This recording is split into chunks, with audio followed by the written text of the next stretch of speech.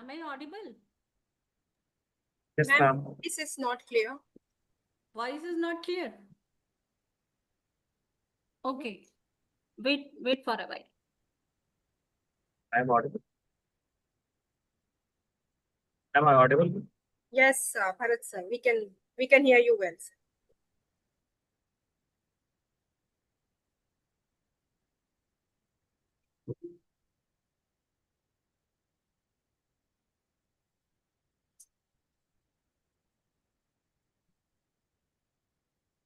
Ranu ma'am phone मत करो.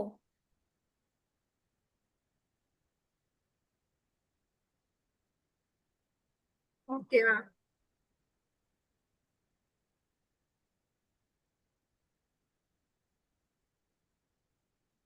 Hello. Am I audible, Ranu ma'am? Yes, absolutely, ma'am.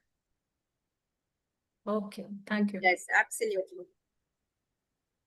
I hope same likewise from my side. Yes, ma'am. Yeah, very clear. Audible. Thank you, sir. Thank you, ma'am.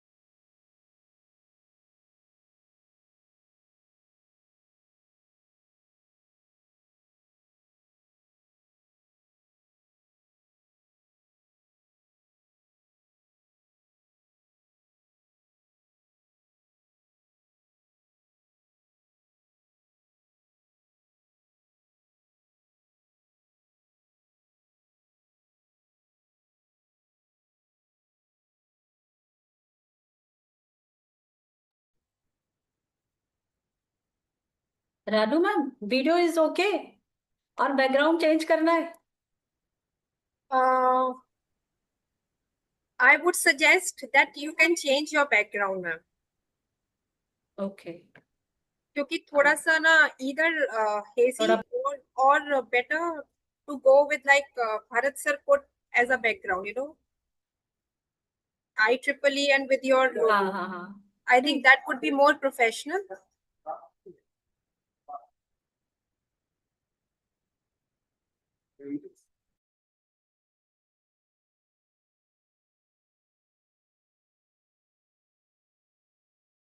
Should I share the background?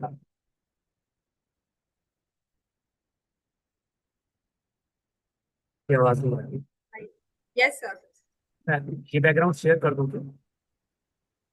Sir अगर करना है तो आप कर दीजिएगा so that कि otherwise we are okay with it also. That's it.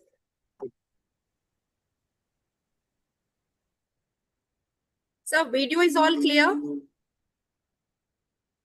Yeah, ma'am. Video is clear. Gunjan ma'am, okay?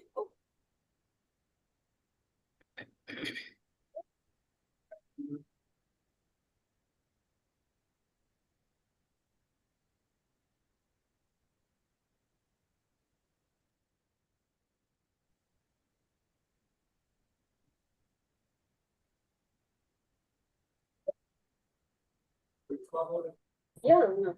Video is clear. Good afternoon, sir. Hello. Good afternoon. Good afternoon, sir. Good afternoon, sir.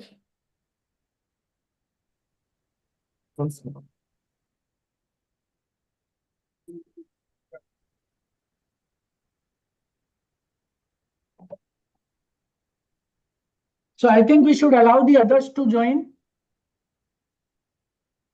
Sir, I presume that students are joining or I would request host.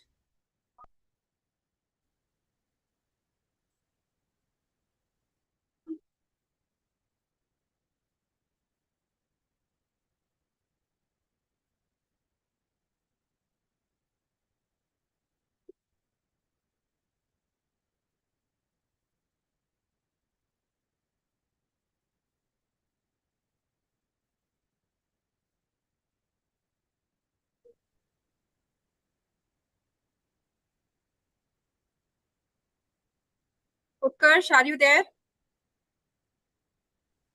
Yes, ma'am, I'm here. Yeah. Just a minute, I'm sharing the PPT. Okay. Okay.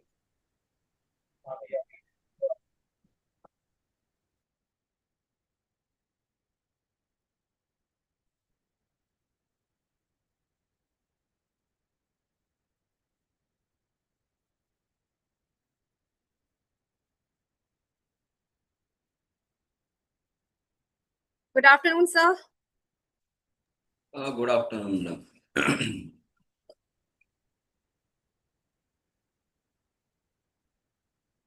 Good afternoon, sir.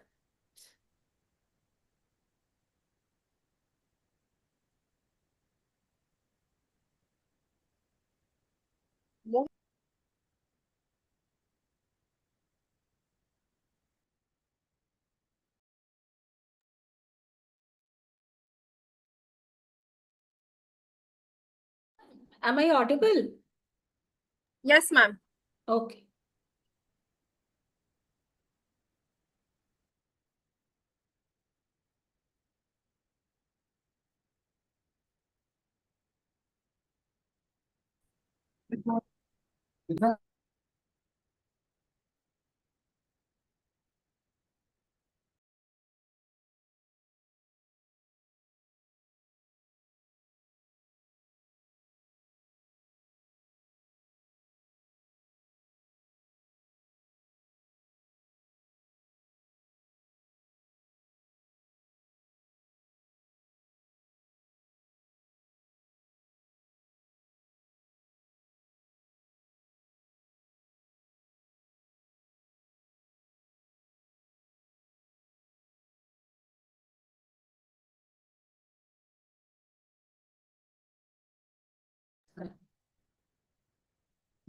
ठीक है sir. हाँ sir, है publicity sir. Hmm.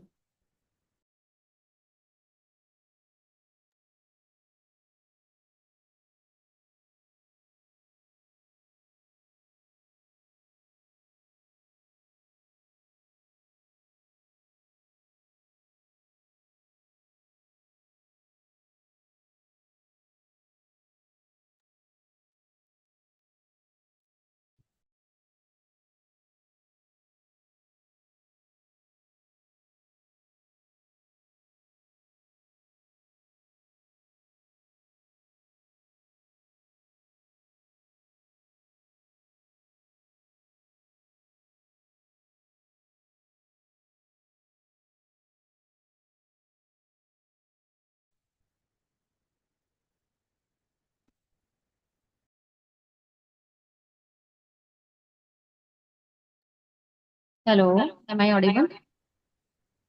Ma'am. Yes, Niti, ma'am. Yes, absolutely.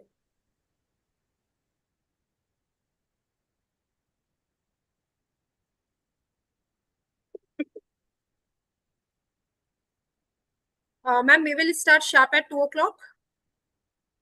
Yes, we can start. Okay, sure.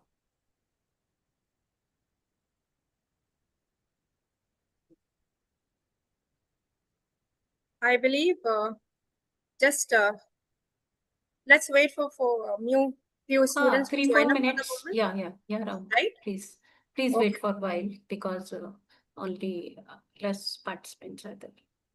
Already Dr. Jagdish sir is here.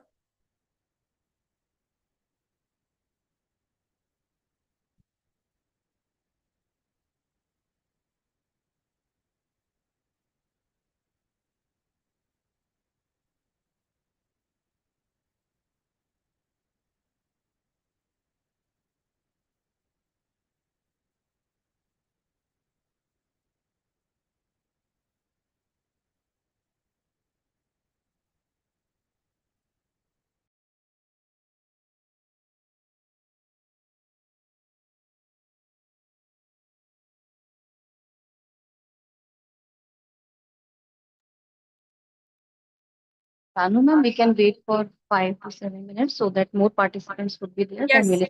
absolutely, absolutely. Yes, Yeah, ma'am. thank you. We'll start by 2 to 5 for sure. Yes. Okay.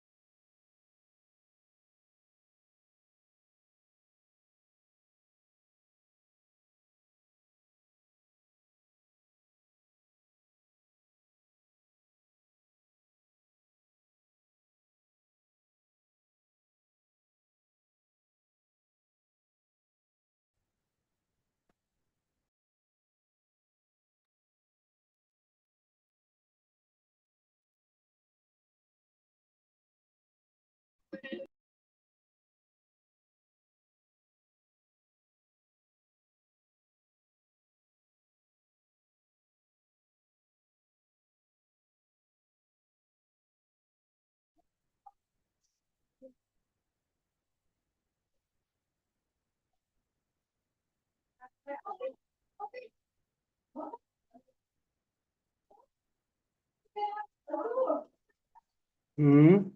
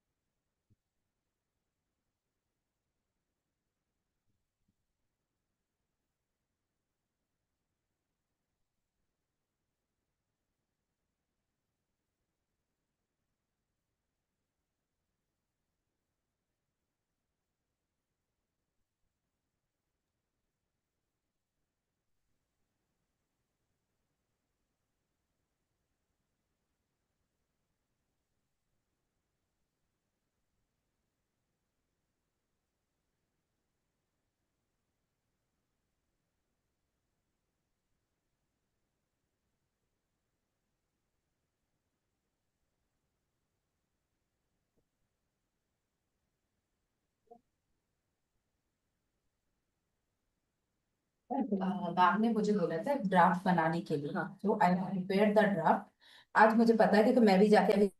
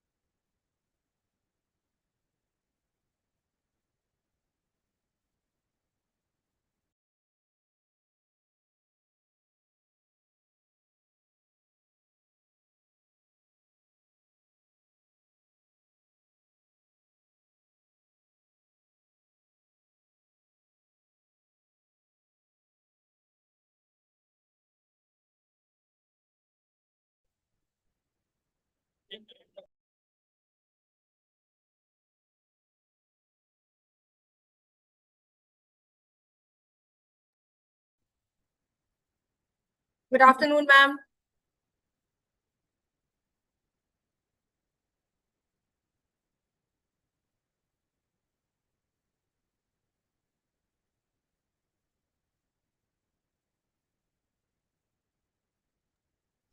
And Ranu ma'am, I think we can start now. एक बार sir से भी पूछ लो. Yes, Sanjeev Dr. sir. Dheeraj Pandey sir, he has also joined, and Dean Student Welfare is also on board. So I think we can start with our session with your permission, madam.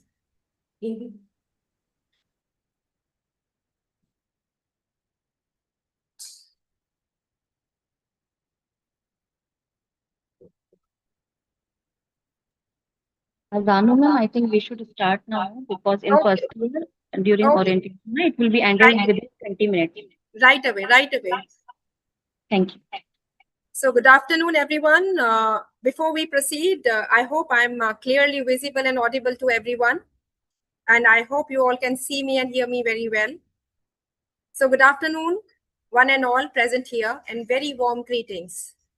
With the divine blessings of His Holiness, Jagat Guru, Shri Shivratri Deshikindra Mahaswamiji, I, Dr. Ranu Pandey, takes immense pleasure and pride to extend a very warm welcome to all our distinguished dignitaries, respected faculty members, invited experts, research scholars, students, and participants from across the country.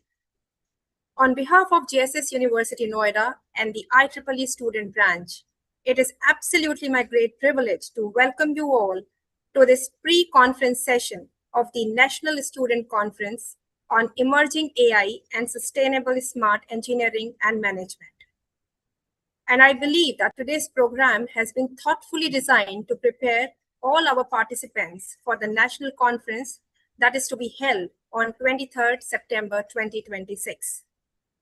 So before we proceed, may I first invite Dr. Nitima Malsa, Organizing Chair Conference, IEEE Student Branch Counselor, JSS University Noida, and also she's the Associate Professor of Computer Science and Engineering Department.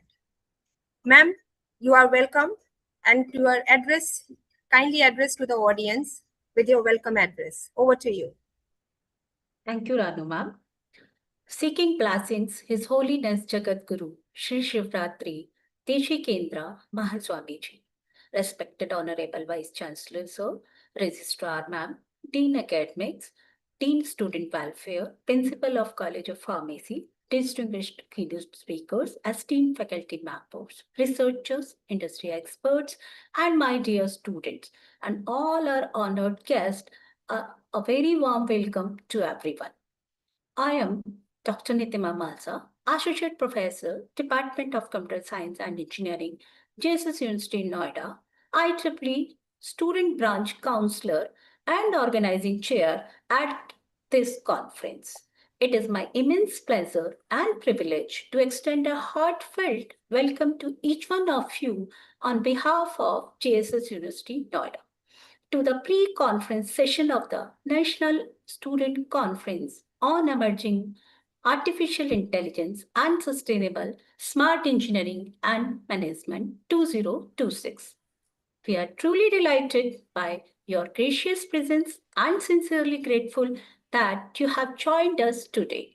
Your participation reflects our shared commitment to advancing knowledge, fostering innovation, and strengthening collaboration among academia, industry, researchers, and aspiring professionals. The pre-conference session has been thoughtfully designed to provide students with valuable insights into emerging trends in artificial intelligence, sustainable technologies, smart engineering, and management practices.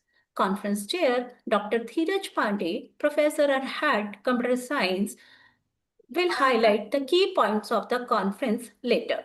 The main conference, scheduled for 23rd September 2026, will bring together eminent academicians, researchers, industry experts, professionals, and students from across the country to exchange ideas, present cutting-edge research, and explore innovative solutions for building a sustainable future. Today's session serves as a strong foundation for that journey by creating awareness, encouraging active participation, and preparing our students for meaningful academic and research engagement. I express my sincere gratitude to our Honorable Vice Chancellor for his visionary leadership and unwavering encouragement in promoting excellence in education, research, innovation, and holistic student development at our university. I also extend my heartfelt thanks to our Registrar Ma'am, Dean Academics Dr. Manoj Kumar Sir, Principal College of Pharmacy Dr. T.K. Praveen Sir, Professor and Head Department of Computer Science and Engineering, Dean Student Welfare Dr. Jagdish Sir, and Head Department of Electrical Engineering, Sanjeev sir, all the officers at the JSS University, and all the management faculty members, all management key persons whose constant guidance and support have been instrumental in organizing this event successfully. A special note of appreciation goes to our distinguished expert speakers, Dr. Sanjeev Kumar Sharma, Professor and Head Department of Electrical Engineering, Dr. Gayatri Sakia, Assistant Registrar Research, Dr. Nishi Sharma, Assistant Registrar Administration, Dr. Anindita Day, Assistant Registrar International Collaboration and Global Engagement, Dr. Bharat Bhushan, Assistant Professor, Department of ECE, who have graciously accepted our invitation to share their invaluable knowledge and experiences. Your presence adds immense value to this pre-conference session, and we are confident that your insights will inspire all the participants. I also thank my conference team and IEEE family at JSS Noida and for their meticulous planning of the conference and pre-conference session. To our dear students, I can encourage each one of you to make the most of this opportunity, listen attentively, engage actively, ask thoughtful questions, and interact with our experts. The knowledge, ideas, and professional connections you gain today will undoubtedly contribute to your academic growth, research aspirations, and future careers. Once again, I extend a warm and cordial welcome to all our dignitaries, speakers, faculty members, researchers, industry professionals, and students. Thank you for being a part of this significant research and academic gathering. I wish you all an enriching, inspiring, and highly successful pre-conference session. Thank you, and I warmly welcome you all once again. Thank you. Thank you, ma'am. Over to you, Ranu, ma'am. Thank you so much, Dr. Nitima Malsa. I believe that this pre-conference serves as a valuable platform to all our students, and they will surely be well prepared for their successful participation in the main conference. So let me have the pleasure now to invite Dr. Gunjan Varshney, Organizing Chair Conference, Advisor, IEEE Student Branch, and Faculty Advisor of IEEE Women in Engineering, JSS University, Noida. She is also an Associate Professor of Electrical Engineering Department. Ma'am, you are most welcome, and you are all here. She is here to illustrate more about IEEE and its important significance to all our dear students. Over to you, madam. Thank you so much, Ranu ma'am. Am I audible? Yes, ma'am. Yeah, thank you so much. It is always a matter of immense pride and privilege for me to represent IEEE JSS Noida. On behalf of the entire IEEE JSS Noida family, I extend a heartfelt welcome to each one of you to this IEEE National Student Conference and its pre-conference event. Before we begin, let me briefly introduce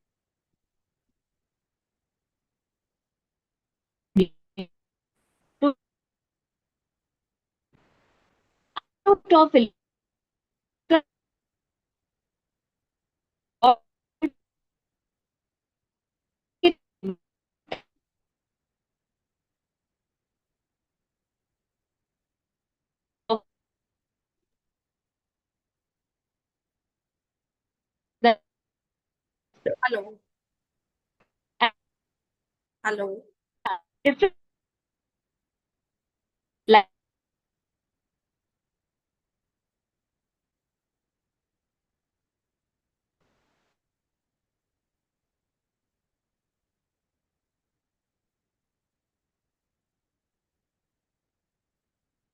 Hello, Dr. Gunjan Varshney.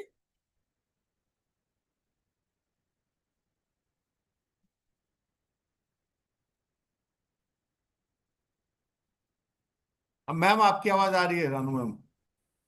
Sir, I think somehow we have lost the connection of Dr. Gunjan Varshney. Ma'am, we have conveyed to her, ma'am.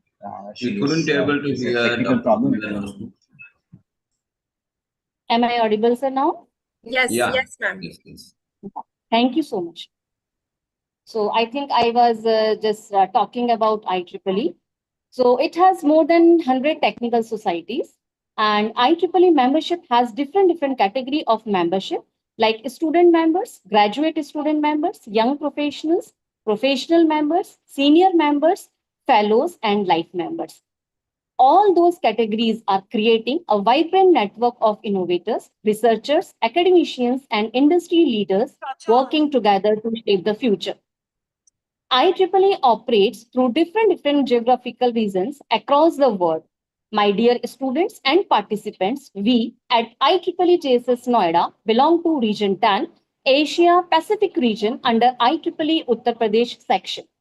At JSS Noida, we are proud to have two IEEE student branches, IEEE JSS Academy of Technical Education Noida Student Branch and IEEE JSS University Noida Student Branch, which is one of the youngest and fastest growing student branches in the UP section.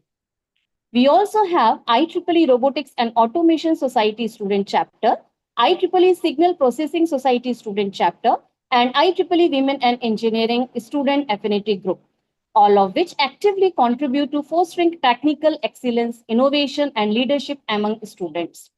I'm proud to share that the IEEE has built a strong foundation at JSS Noida since its journey began, which was begun in 2019. Over the years, our IEEE student branch and IEEE affinity groups and chapters has secured funding more than rupees 10 lakhs from IEEE headquarters through different and various programs and schemes, including EAB, EAC, Humanitarian Technologies, Women in Engineering, Young Professional, Travel Grants, and several other IEEE initiatives. Continuing the remarkable legacy, I am especially proud to share that the IEEE Women and Engineering Affinity Group at IEEE JSS University Noida has recently received its first IEEE funding grant of $200, marking another important milestone in our journey.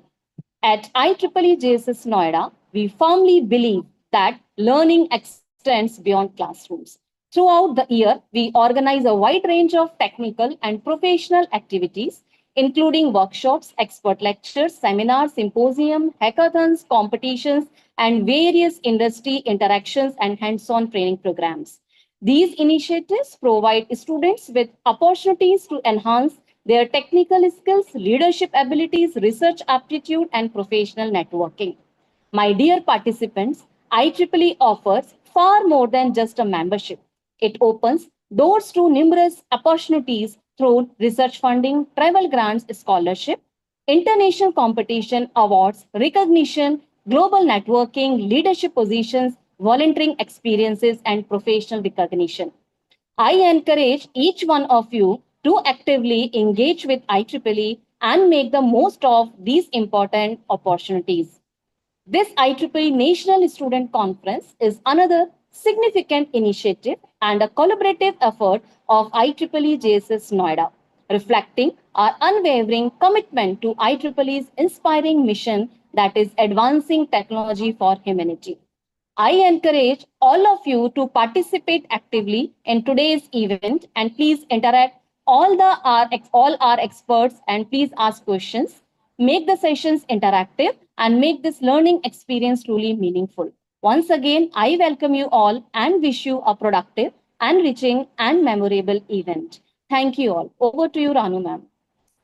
Thank you so much, Dr. Gunjan.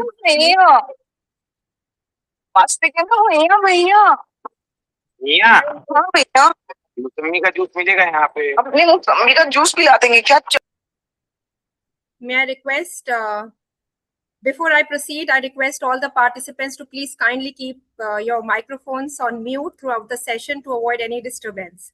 Thank you all for your kind cooperation. Well, thank you so much, Dr. Gunjan Vashne. IEEE undoubtedly holds immense importance in the academic and professional world, and the association with IEEE adds significant academic and professional value to this conference and provide a student with all good opportunity to engage with a wider global research community. So thank you once again. So with all the words from organizing chair, let's begin this program formally by seeking divine blessings of Goddess Saraswati, the embodiment of wisdom, knowledge, and learning. So let us begin this auspicious occasion with Saraswati Vandana. Technical team, can you please play Saraswati Vandana? Yes, ma'am.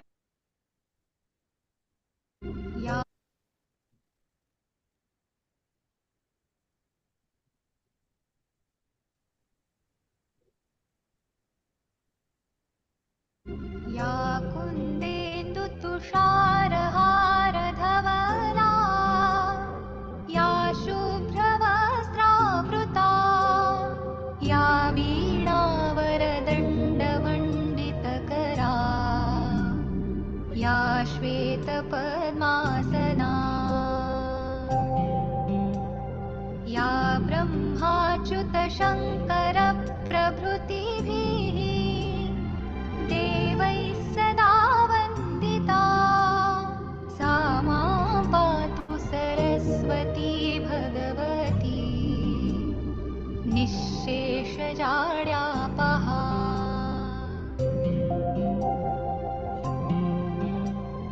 शुक्लां ब्रह्मविचारसारपरमा आद्यां जगद्व्यापिनीम् वीणा पुस्तकधारिणीम् अभयदा जाड्यान्धकारापहा हस्ते स्फाटिकमालिकां विदधतीं पद्मासने संस्थितां वन्दे तां परमेश्वरीं भगवतीम् बुद्धिप्रदां शारदाम्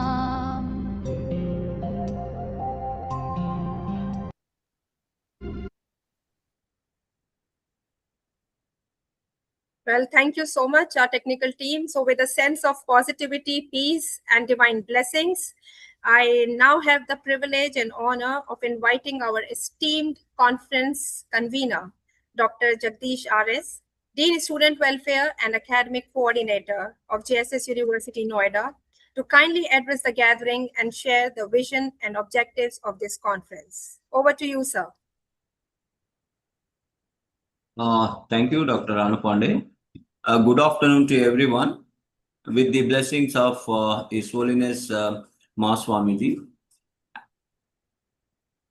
and respected Vice Chancellor, Dean Academics, all the administrative and academic colleagues, it is my privilege to address this August gathering and formally inaugurate the pre-conference session of the National Student Conference on Emerging AI and Sustainable Smart Engineering and Management, organized by IEEE Student Branches and IEEE Women in Engineering of JSS University, Noida.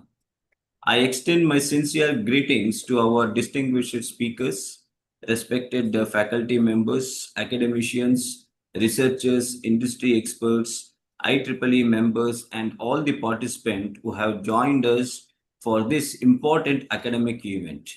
As the Dean of Student Welfare and Academic Coordinator and convener of this conference, I am delighted to witness such an enthusiastic participation in an initiative dedicated to promote research, innovation, and academic excellence.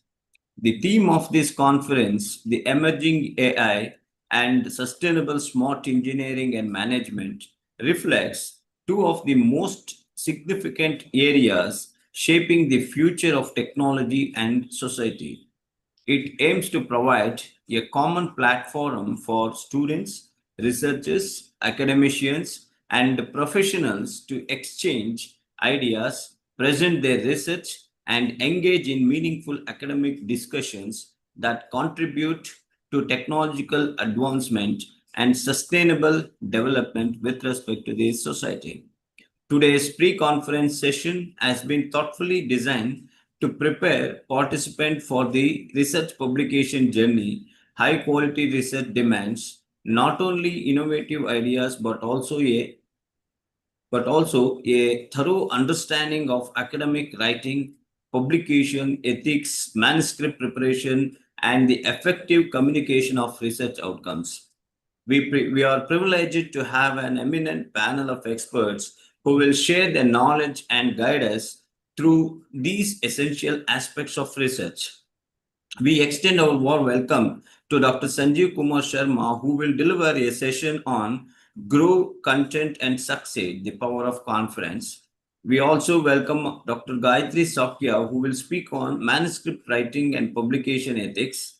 Our sincere welcome to Dr. Nishi Sharma, who will address effective academic writing and manuscript editing. We honor to have Dr. Anindita Dey, who will deliver a session on publishing with global impact, manuscript writing, and international research collaboration. Finally, we warmly welcome Dr. Bharat Bhushan Sharma, who will guide participants on formatting, reference management, and submission through Microsoft CMT. I am confident that the knowledge and insights shared by our distinguished speakers will greatly benefit all participants and strengthen their research and publication skills.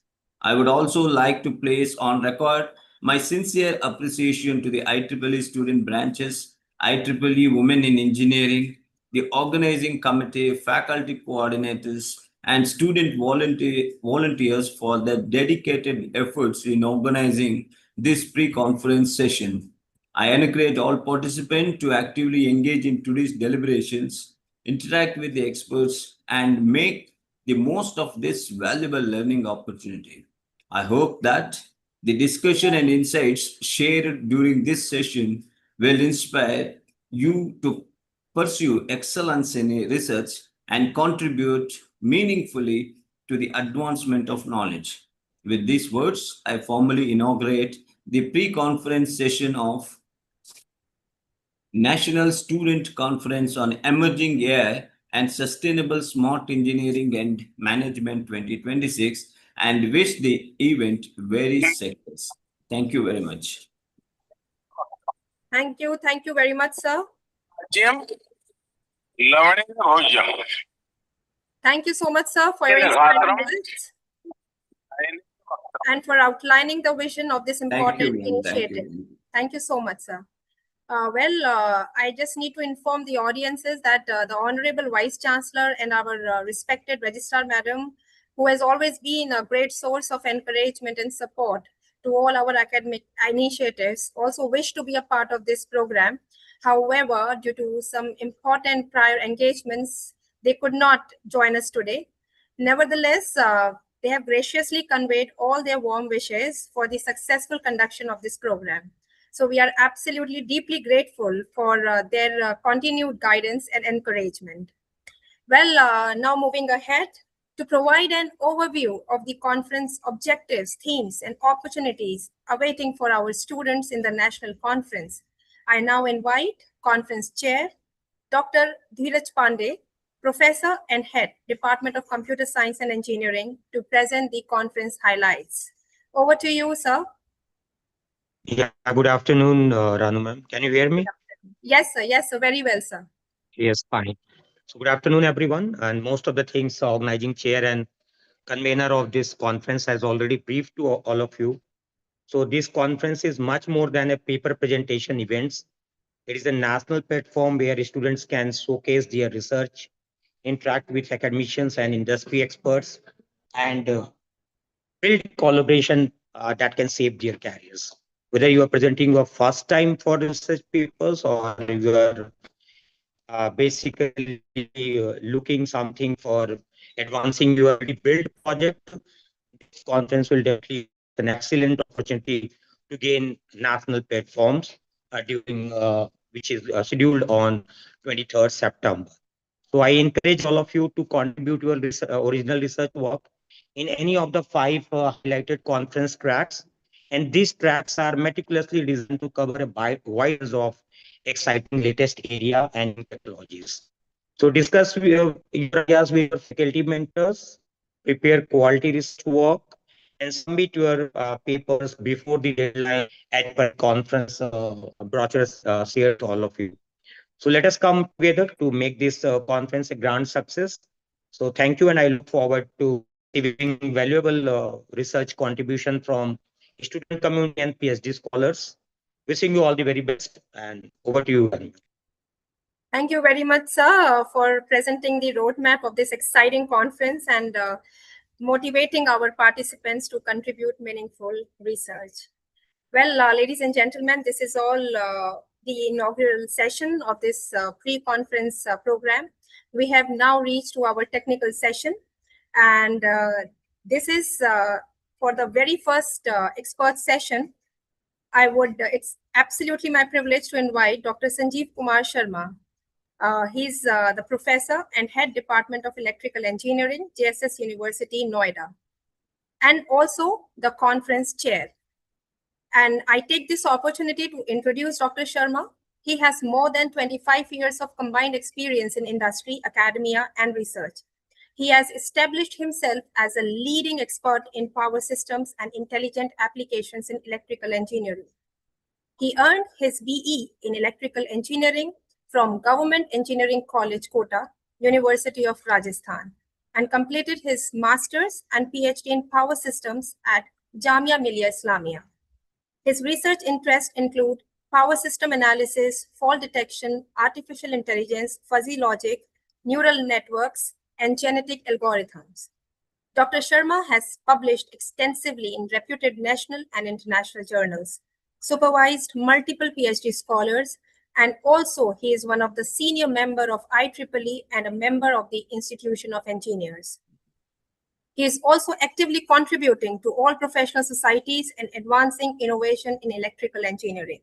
So may I now request Dr. Sharma to kindly take over the session on Grow, Connect, and Succeed, the power of conference. Over to you, sir. So, hope I am audible. Yes, sir.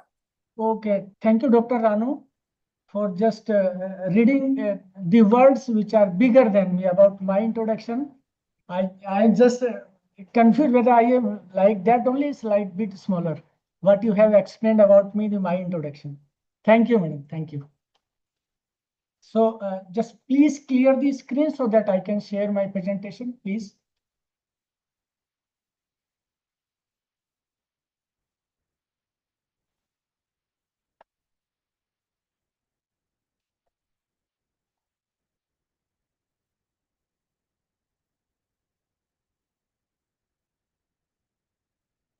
So I think it is in theater mode, isn't it?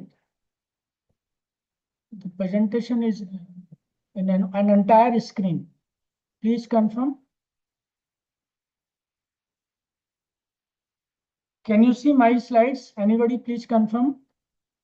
Yes, sir. Yes, sir. Sir, it is visible. It is clearly visible, sir. And it is in theater mode actually. The complete slides are visible. Okay, let it go. So let me introduce the topic first. Grow, Connect, and Succeed, the power of academic conferences. Let me just introduce how to start. What is the basic purpose of attending any conference? Kyun attend karo? Just why should I invest 20 to 25,000 rupees or waste 20 to 25,000 rupees for attending any conference and just bear the physical stress, travel far away from my native place, go to some other place and just attend a conference? It's biggest question, bigger question. Why should I? So in this presentation, I will try to cover all these points which will answer this question. So I will deal this presentation covering these points. First, understanding what is an academic conference and how it works. Then the main type of conferences. It is not a rough classification, neither it is a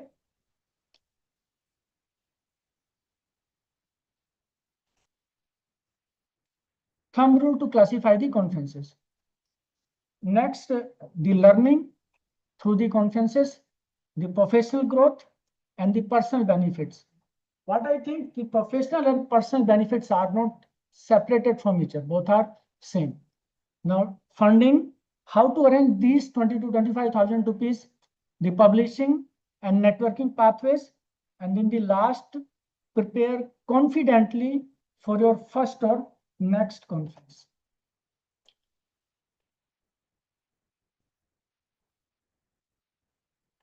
So let us start introduction. Learning beyond the classroom. Nowadays, the learning doesn't confine to your blackboard or smart board. There are so many dimensions of learning. So now if you talk about your career or your personal life, teaching learning alone is not enough. Academicians must keep learning.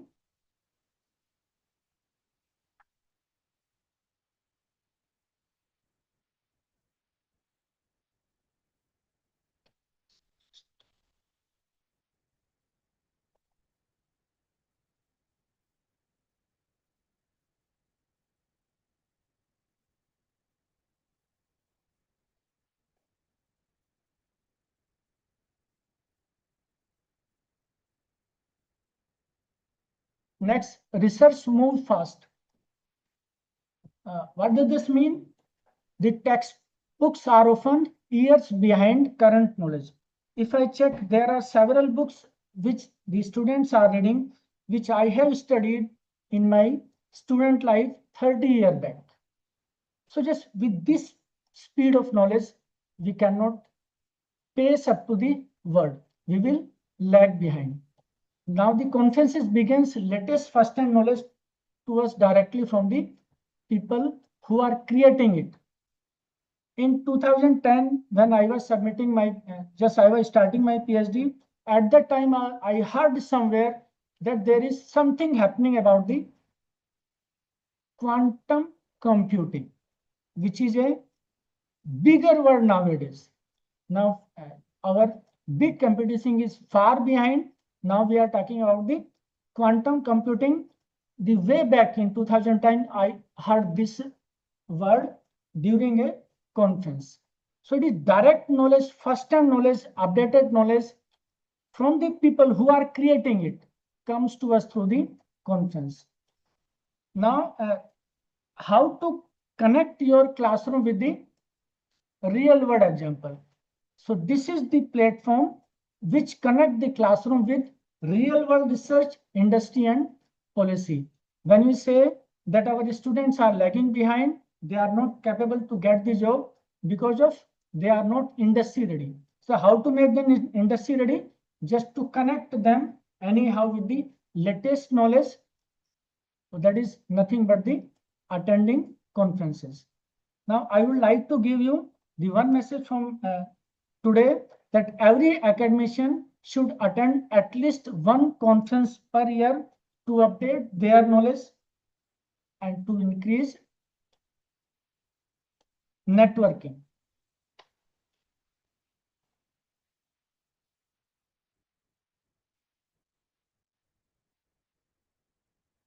I think my slides are not moving. Can anybody tell whether slides are moving or not? No, sir. We are just a minute.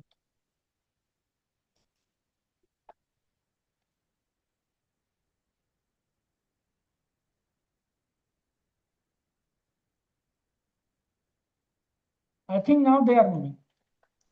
So let us first discuss what is an academic conference. It is a formal gathering of researchers, academicians, and industry experts working in diverse fields and just meet formally over a platform, and it usually goes for 1 to 3 days with keynote talks, paper presentations, poster sessions, pre-conference session, etc. Now your papers are peer reviewed, submitted papers are checked by the expert from the innovation of the ideas to the plagiarism check and checked before the expectancies. Now interactive includes workshop, panel discussions, and question answer session, and ends with the proceeding. Let us check the flow. Submit paper, peer review, present and your paper will be published. This is a basic flow of any conference.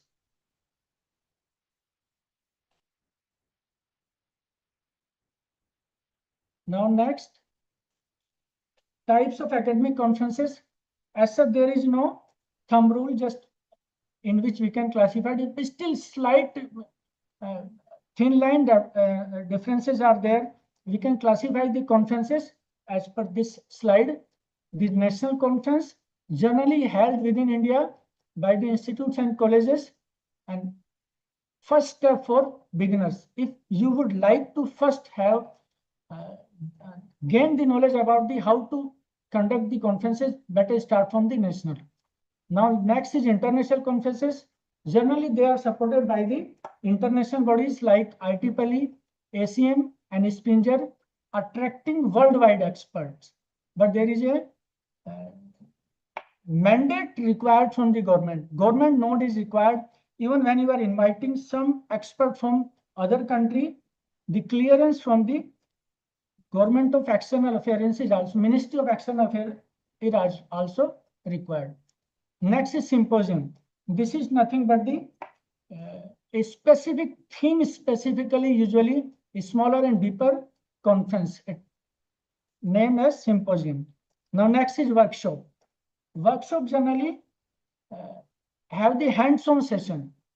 In international conferences, either we present the paper, otherwise to present the skills or have the hands-on session. These kinds of conferences are known as workshop. Now next, we have virtual webinar. These are low-cost affair.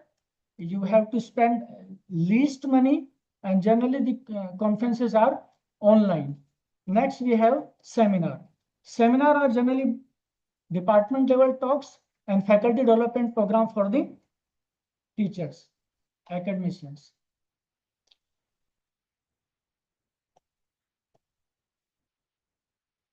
Now, why conference matters? The first thing which any conference provides you is stay updated with the latest research trends in your field. I have just taken the example of quantum computing, which I heard 15 or 16 years back. Now get the direct feedback of your paper from the renowned expert. When you submit a paper to any journal, what you get back written, basically the reviews are given by the experts, but you cannot interact with them. Here the biggest advantage is that you can interact with the renowned expert of your likewise field and get their direct feedback on your research. Now, next benefit is build your academic identity and visibility beyond your institution. If you just keep remaining within the boundaries of institution, nobody will know. You will not grow at all. So your conferences build your academic identity and provide you the outreach beyond your campus boundaries.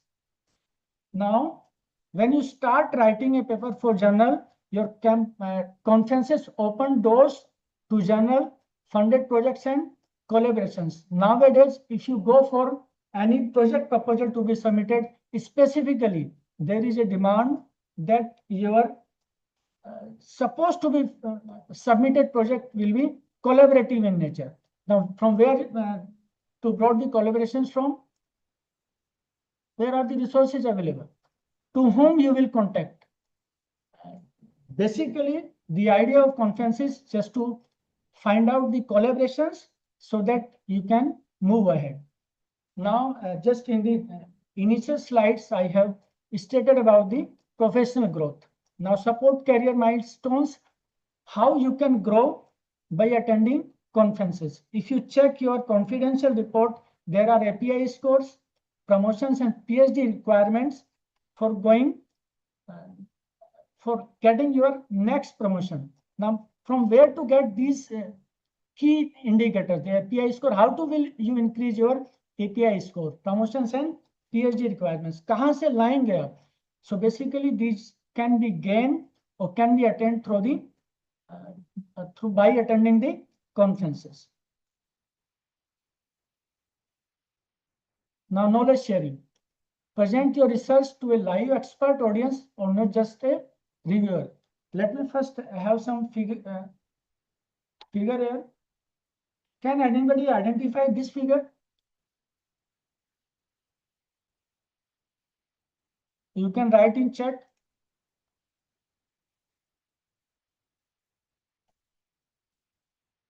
Hope everyone is hearing me.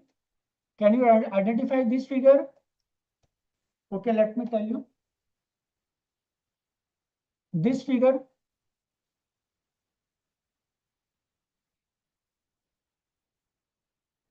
Okay, let me tell you. It is about the September 18, 1903 Parliament of World's Religions held at Chicago, in which the Vivekananda represented the Sanatan Dharma. So what was that basically? The parliament. You may find the words deceptive, but it was nothing but a conference held on the topic of world's religion. And if I am not wrong, the topic given to the Vivekananda, Swami Vivekananda was zero. He was asked to speak on Shunya. So this is the power of the conference. And after that, the world start knowing that there is a religion in Far East region known as Sanatan Dharma. So this is the power of the conference. Now, next thing, learn how others solve the problems similar to you. Maybe you are working on a similar problem, but the method may be different. How to solve? So your conference provides you different ways of looking at a same problem from others' perspectives. Now, excellent teaching learning methods. When anybody presents papers in a conference, let us check how they are presenting their paper, how they are interacting, which learning methods they are adopting, how they are explaining their conference to the audience, and how these practices are being different from your institution. That is a great learning which you can have through a conference. Now the poster sessions allowed relaxed one-to-one discussion of your work. If you just prepare and display your poster. Now sharing multiplies knowledge. Now it is again teaching and learning. You are gaining more and more by interacting with the other speakers or other experts. Now learning new research key components of conference. So there are key talks by leading academicians, industry personnel, scientists show their big picture of the field. There are several ideas which are supposed to be present during keynote talks, and keynote talks is delivered by the experts which have created niche in their field.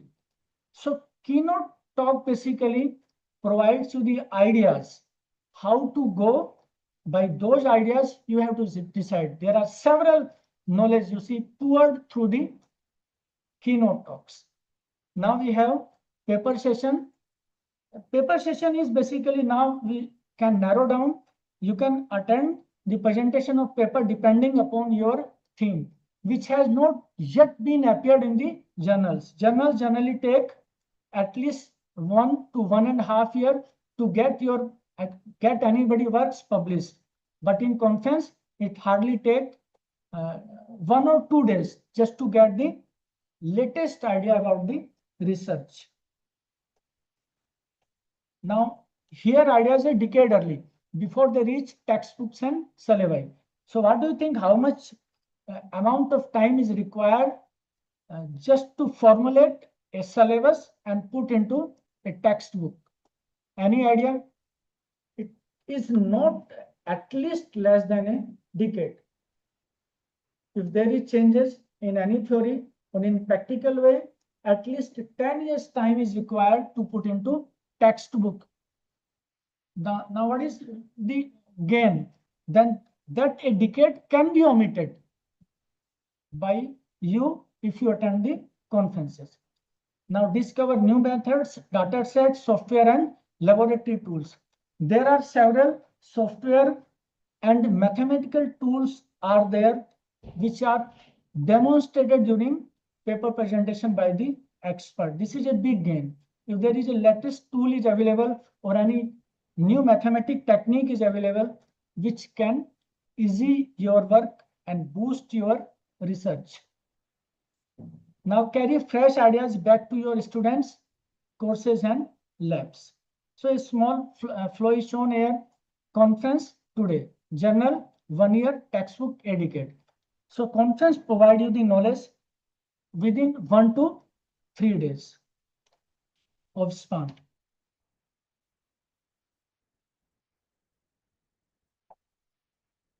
Now networking with the expert. Let me show you again a picture.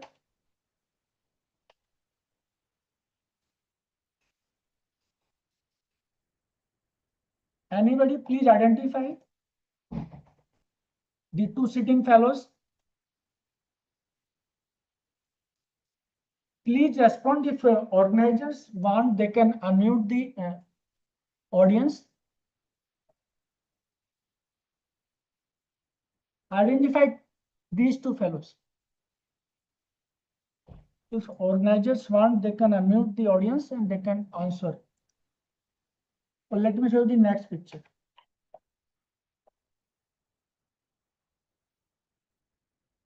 Any idea?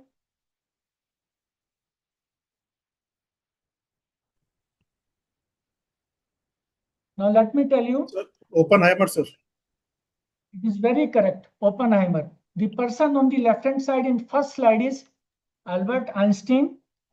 And on the right-hand side, the fellow is Oppenheimer, which played a key role in developing or the monitoring Project Manhattan. What is Project Manhattan? Nothing but the project which developed the atomic bomb. And the second slide basically shown of the same guy in the movie Oppenheimer. Let us check the official poster of movie Oppenheimer. So this is the power of conference. This first figure is somewhere in 1920s when the Albert Einstein and Oppenheimer discuss about the breaking of molecule into small atoms that are discussed in a conference itself. Then it gives the ideas equal to mc square. The amount of energy can be released. Basically, this how to make this formula works on the ground.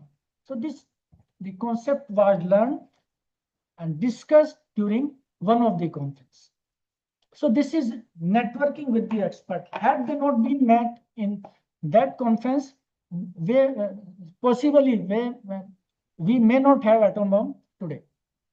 Now meet the authors. If you just classify one by one the advantages, meet the authors whose paper you have read and cited, the books you are reading and citing. So you have the live interactive, can have live interactive sessions with the experts. Now tea break and lunches are not basically tea breaks and lunches, isn't it? You have to check the basic idea.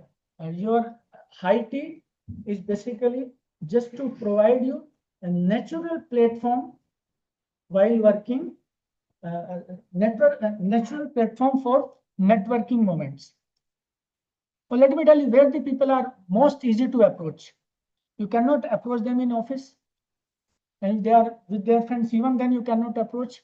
But you see, the tea breaks and lunches are the place where you can approach the persons without so much formalities.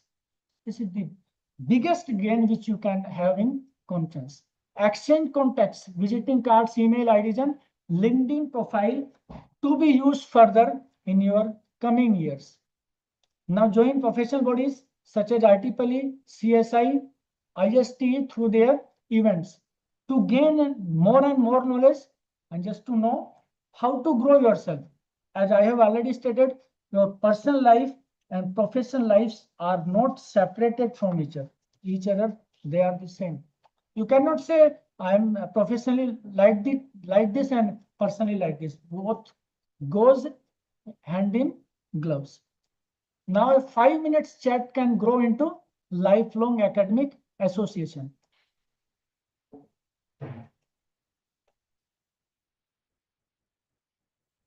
Now, what you can explore during any conference, find co-authors, build projects, multi-institution proposal. Now there are again an approach, there is an initiative by the government of India that you can collaborate with any of the tier 1 institutions. You can use their labs and you can jointly submit proposal. Now how to familiarize with those experts? कहाँ से मिलेंगे आप? If you will not go beyond your campus boundaries, you will stuck. Just meet people and meet people where? Nothing but in conferences. Now, if you don't have any PhD students, how to go ahead? You can contact any of the experts. If they have their PhD students, you can become co-guide. A very easy approach to register PhD students. This is for the faculty members who are already PhD. From where to get the students for PhD? So the conferences are the platform which provides you door to register PhD students. And the last topic I have already covered in my discussion. Now, publishing opportunities. How to start publishing a paper? Directly, you can not write a paper to be published in a journal. Let us develop yourself step by step. Gain knowledge step by step. The first is accepted papers are published in conference proceedings after reviewed by peers. Now many proceedings are indexed one. Nowadays, each and every conference are publishing your papers in Scopus, IEEE Explorer and Spinger databases, which will be very beneficial in your API score. Now, best papers are often invited to extended journal special issues, and they are also being rewarded monetarily. So this practice is adopted by the conference organizers nowadays.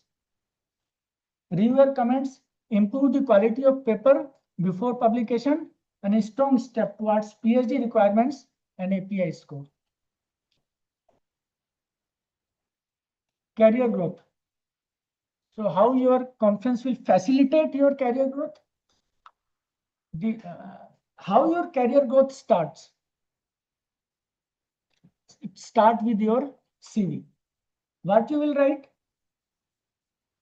Beyond your academic load. Here I have taken 1 or 2 subjects. I have done these 2 or 3 academic assignments. What is beyond that? What to write? And how to build your CV, strengthen your CV. If you go or attend the conference, it will create as in your CV on your peers just by presentations and publications in the conferences. It improves API score that is used in UGC and AICTE career advancement schemes, help in interviews for PhD admissions, postdoc positions, and faculty jobs. Now, let us discuss this topic. If you have written a paper, from where you will bring the people who will review your work, who will ask questions, what you have done. The conference is a readily available platform of renowned experts which will ask questions on your work. Now again, best paper award, bring recognition to you and your institution. Now the conferences also create help in building your research profile of your institution. As you grow, your institute also grows. Both are these 2 sides of a same coin. If your institution is growing, you will also grow. And if you are growing, your institution also grows. Now build your reputation as an active, serious researcher in your field. As your image travels far ahead, months ahead, years ahead, people know what kind of people you are. What is your image? So just create your image, build your image so that your paper will not be rejected in any of the journal, and you will not be blacklisted, which is usually practice adopted by the journals. So this is graph how you can achieve professional success. First you are a scholar, then assistant professor, associate professor, professor. And in between this journey, your conference will help you to a great extent.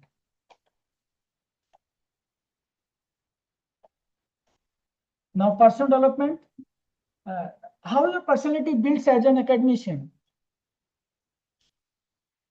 During initial days, it was the perception that the academicians cannot do the work like corporate can do.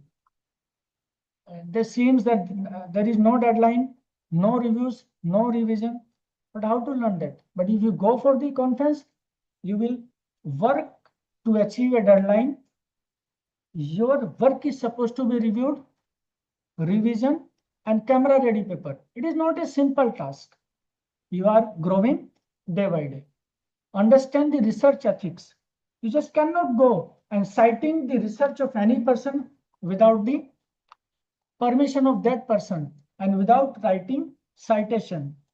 So you have to check your work, and before quoting anybody, you have to write the citation properly. This is again academic behavior, research ethics. Now observe senior academicians. From where we learn actually? We learn from our seniors or the experts which are renowned in their field. So just learn from the session chairs and handling the debates. Just sit in the during various sessions and the debates in conferences. Practice professionalism. Now, from where this is coming in conference actually, the conferences are time bound.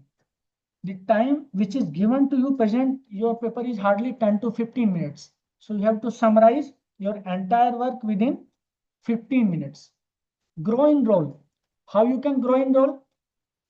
Participate today, present paper, and once it is published, participate again. And over the years, you will become reviewer and then session chair tomorrow. So this is career progression. The mathematic people can understand the work progression.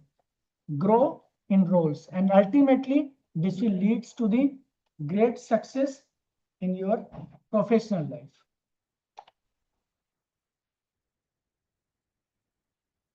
Improving research skills. Learn new research methods, statistical tools, and analysis techniques. Attend pre-conference tutorial.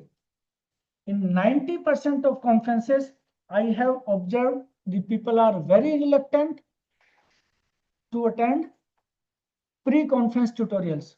If you check the latest advanced knowledge which is going to happen is discussed in conference tutorials. It is not discussed in the paper presentation. Let us check. All of you are academicians, my colleagues, isn't it? Am I wrong?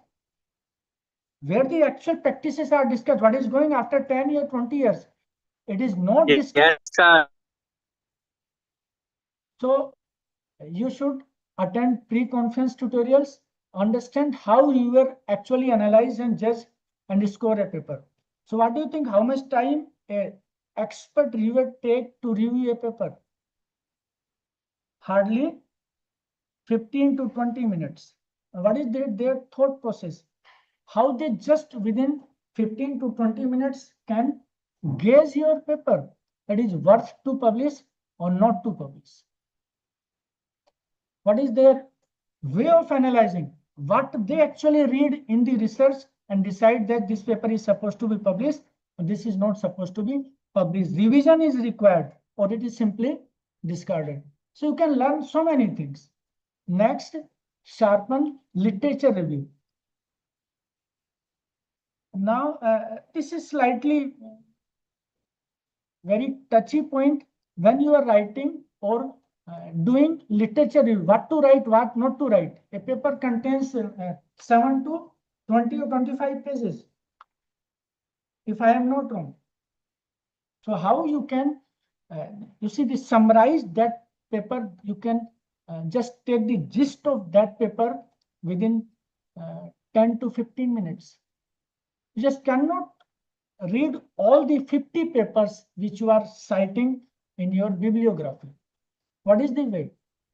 How to do that? This we have to learn. We can learn from the conferences. How to write literature review by spending minimum time. Now, the question and answer session. Train critical thinking process of your brain. Quick learning, clear reasoning. What is being asked? What is supposed to be answered? And one more thing, it is not supposed to be discussed here, but as I am delivering lecture to my colleagues only, how to avoid questions in conferences. You can learn clearly. If a question is there which you cannot answer, how to tackle that? There are questions, there are the audience which can fix it, which can put you in a fixable situation, you don't have any answer. How to avoid them? So this can be learned during the question answer sessions of keynote speakers. So this is something which we can learn from the conferences. Now again, I have a picture. Anybody can identify the Indian in this picture? From second from the right, it is C.V. Raman. Dr. C.V. Raman, the Nobel laureate. Yeah, C.V. Raman. C.V. Raman. How to enhance your presentation skill? Learn to explain complex work clearly within 10 to 15 minutes. Improve slide design. In which fashion you will make your presentation? A figure worth than 1,000 words. So if you are going to explain each and everything by words, it will become very difficult, whether it is a circuit or any complex waveform or whatever you are doing. But if you design a slide in such a way, you can do your entire any complex presentation within a span of 10 to 15 minutes. Next, this is about how to handle questions calmly, even the difficult ones. There may be questions which you have not read. There may be questions which you cannot answer today. How to avoid this, I have already discussed in my previous slide. So let's come to the next point. Observe excellent and poor talks. So where to gain, how to identify कि कौन सा session खराब है, कौन सा अच्छा है.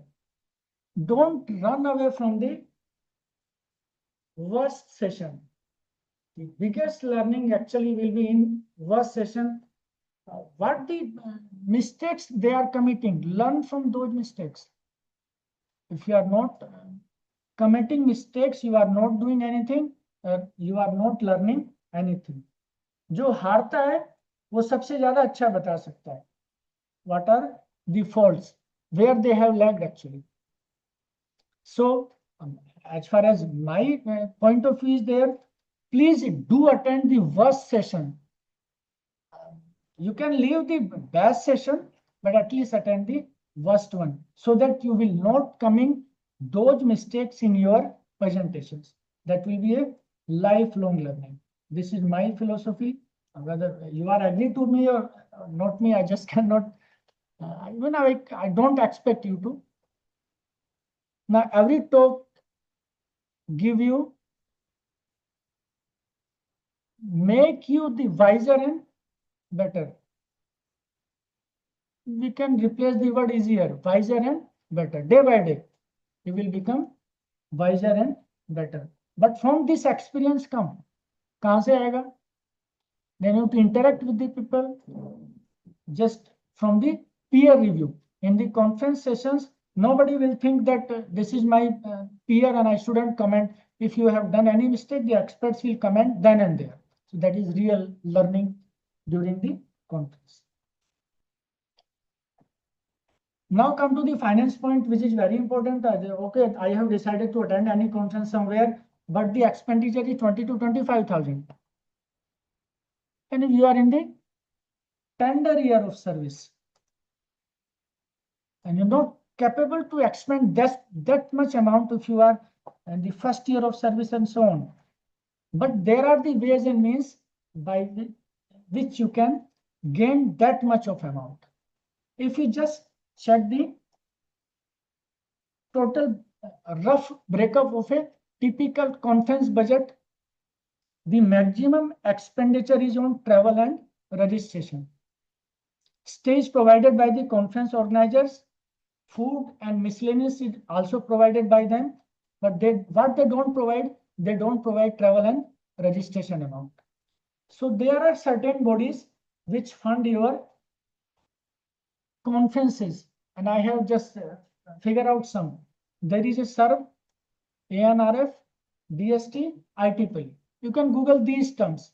I will not go into detail as time is not permitting me, but at least you can check. These are the funding agencies. Even your UGC, AICT, and ICSSR schemes support faculty participation in quality event. There are so many AICT schemes which provide you the 100% funding for new faculty members for attending conferences and presenting their paper.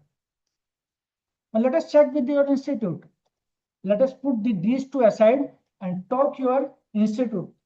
I think there must be a policy in your institution which fund you to attend the registration, and the amount will be reimbursed. So this you can also check, but don't sit idle. Approach, right? If they don't have policy, at least demand. Now, conference site support, student scholarships, fee waivers, and volunteer passes. This new word is there. Check online. These kinds of supports are also available. Financial supports are also available for the students. These are not for faculty members or the person who are in job actually.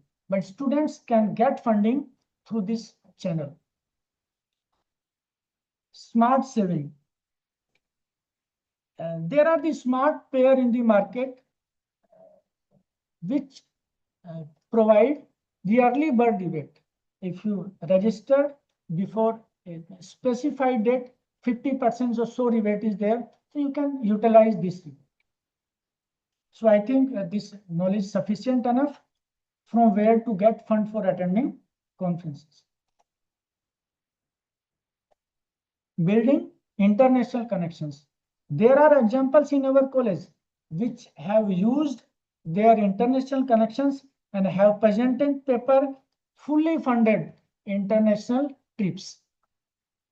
If I am, it is better to not to name from this platform, but there are more than one conferences have been attended by the faculty members, and the conferences were fully funded. You can go for that. Learn global standard of research quality in writing and presentation. Now, if you just keep yourself within the boundaries of your campus, you will not improve your research quality, writing, presentation, how they are writing. So this you can learn. I think most of the points I have covered. Now, let's go to the next slide. Exposure to new technologies, more or less I have already covered. The second point we can deal with in industry stalls. If you check the venue of any conference, there are industry stalls which exhibit their latest project. Nowadays, industries also indulge in research. You can inquire about their projects, their patent, and you can collaborate with them for your future research. Special sessions on AI, machine learning, and other emerging areas. Now AI is not an emerging area, it is an outdated one.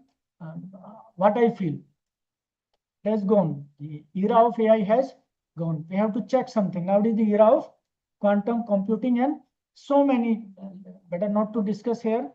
but era of AI has gone. Learn too early. This I have already discussed. Meet startup. If your conference is of very standard, there are startup meets are also there. So you can check them also in any conference. Success stories. The first photo is of C.V. Raman, and the Raman effect was observed while returning from University's Congress at Oxford in the deep blue sea of ocean inspired the research that led to the Raman effect and the Nobel Prize in 1930. There was instantaneous click of ideas. It has nothing to do with the sitting in lab and invent that Raman effect. Now the second figure. Very powerful conference stated several times, and you just when talk about the conferences, you cannot put. Solivary Conference, 1927, group photographs. Let us check the names. Albert Einstein, Marie Curie, and several persons who played key role in atomic modeling. So this is basically knowledge exchange. If they keep themselves in an aloof environment, we may not have the atomic energy nowadays. We may not have the Neil Bohr's theory and the God particle like that. So this basically is originated from the discussion. And for discussion, you require knowledgeable people, and knowledgeable people you can find in conference. So better to skip last 2 points. Come to the next slide. Challenges and how to overcome them. High cost, already discussed. Fear of presenting. There are several peers are there who just abstain themselves from the presenting. They can teach very good in class, the best teachers. But what about when you face the audience which are not known to you? The subject you are teaching for years is easy to explain. But what about the research? The formula which you have invented, the research which you have invented, the patent which you have designed, very difficult to explain them to the audience. Now, paper rejection, this is the biggest fear which abstain from writing research papers. So learn rejection. Let us learn to fail. If you are not learning to fail, then you can not learn to win. Fail होना सीखिए. बहुत आसान है जीतना, तो fail होना थोड़ा मुश्किल है. मुश्किल काम कीजिए. Third is paper rejection. Don't fear.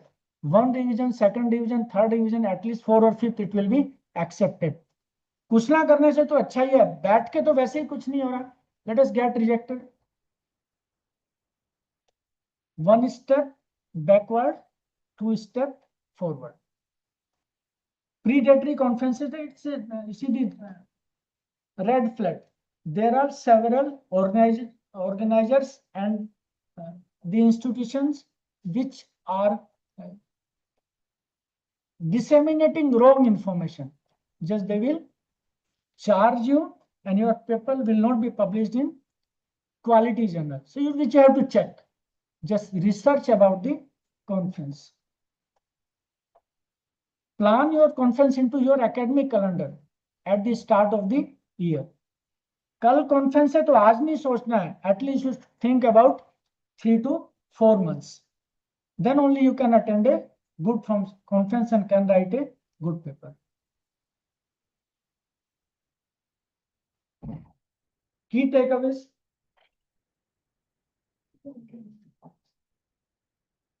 The formula once, okay, now the organizers are requesting me just to bind up the session. So let us come to the second last slide, conclusion. Your idea deserves an audience. Conferences turn teachers into researchers and researchers into leaders. This is growth basically. Every great academic journey begins with one paper and one talk. Your idea deserves an audience beyond your own classroom. Start today, pick a conference, plan your paper and take the stage. So these are the references from I have taken some cues, and on the right hand side some websites are written which will provide you the updated information about the conferences. So this is last slide. See you at the next conference. So SK Sharma is signing off. Until then, thank you. Thank you very much.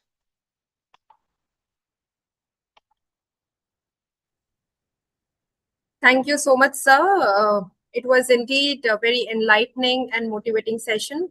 And let's carry this spirit of determination, learning, and excellence forward to our main conference. So thank you very much, sir. Yes, we now move to our second expert session. And it gives me an immense pleasure to introduce and to invite Dr. Gayatri Sakya, Associate Professor and Head, Department of Electronics and Communication Engineering. And also, she is an Assistant Registrar Research at JSS University, Noida. She has a vast experience of 20 years in academia, 2.5 years in industry, and 1 year in research center. She is a senior member of IEEE. She has earned her PhD in Electronics and Communication Engineering, Wireless Sensor Networks from Gautam Buddha University. She did her ME in Embedded System from SDSITS Indore and BE in Electronics Engineering from MNIT Allahabad. Her primary research interests include Internet of Things, IoT, embedded systems, and AI applications. She has authored over 40 plus publications in reputed SCI and Scopus Index journals, contributed multiple book chapters with Springer and CRC Press, and presented extensively at IEEE international conferences. Dr. Sakya has secured research funding exceeding rupees 55 lakhs, including rupees 38 lakhs under the DST seed scheme, rupees 3 lakhs under the TEQIP 3-tier, and rupees 3 lakhs under AICTE Atal FDP funding. She also holds 7 patents in the areas of IoT, healthcare, and automation. She has also been awarded as Best Faculty Award from JSSAT Noida. She is also an advisor of the IEEE Robotics and Automation Society chapter, and also the coordinator of the E-Yantra Embedded Systems and Robotics Lab. Ma'am, we are absolutely honored to have you with us and through this virtual platform. Yeah, thank you, Ranu. Thank you, Ranu, ma'am. Your Yeah. lecture on manuscript writing and publication ethics. Over to you, ma'am. Yeah, thank you, Ranu, ma'am. Thank you for this opportunity and thank you for such a wonderful introduction. And now I'll just share my slides and I will begin the presentation because the time is very less. So just I'm sharing the presentation.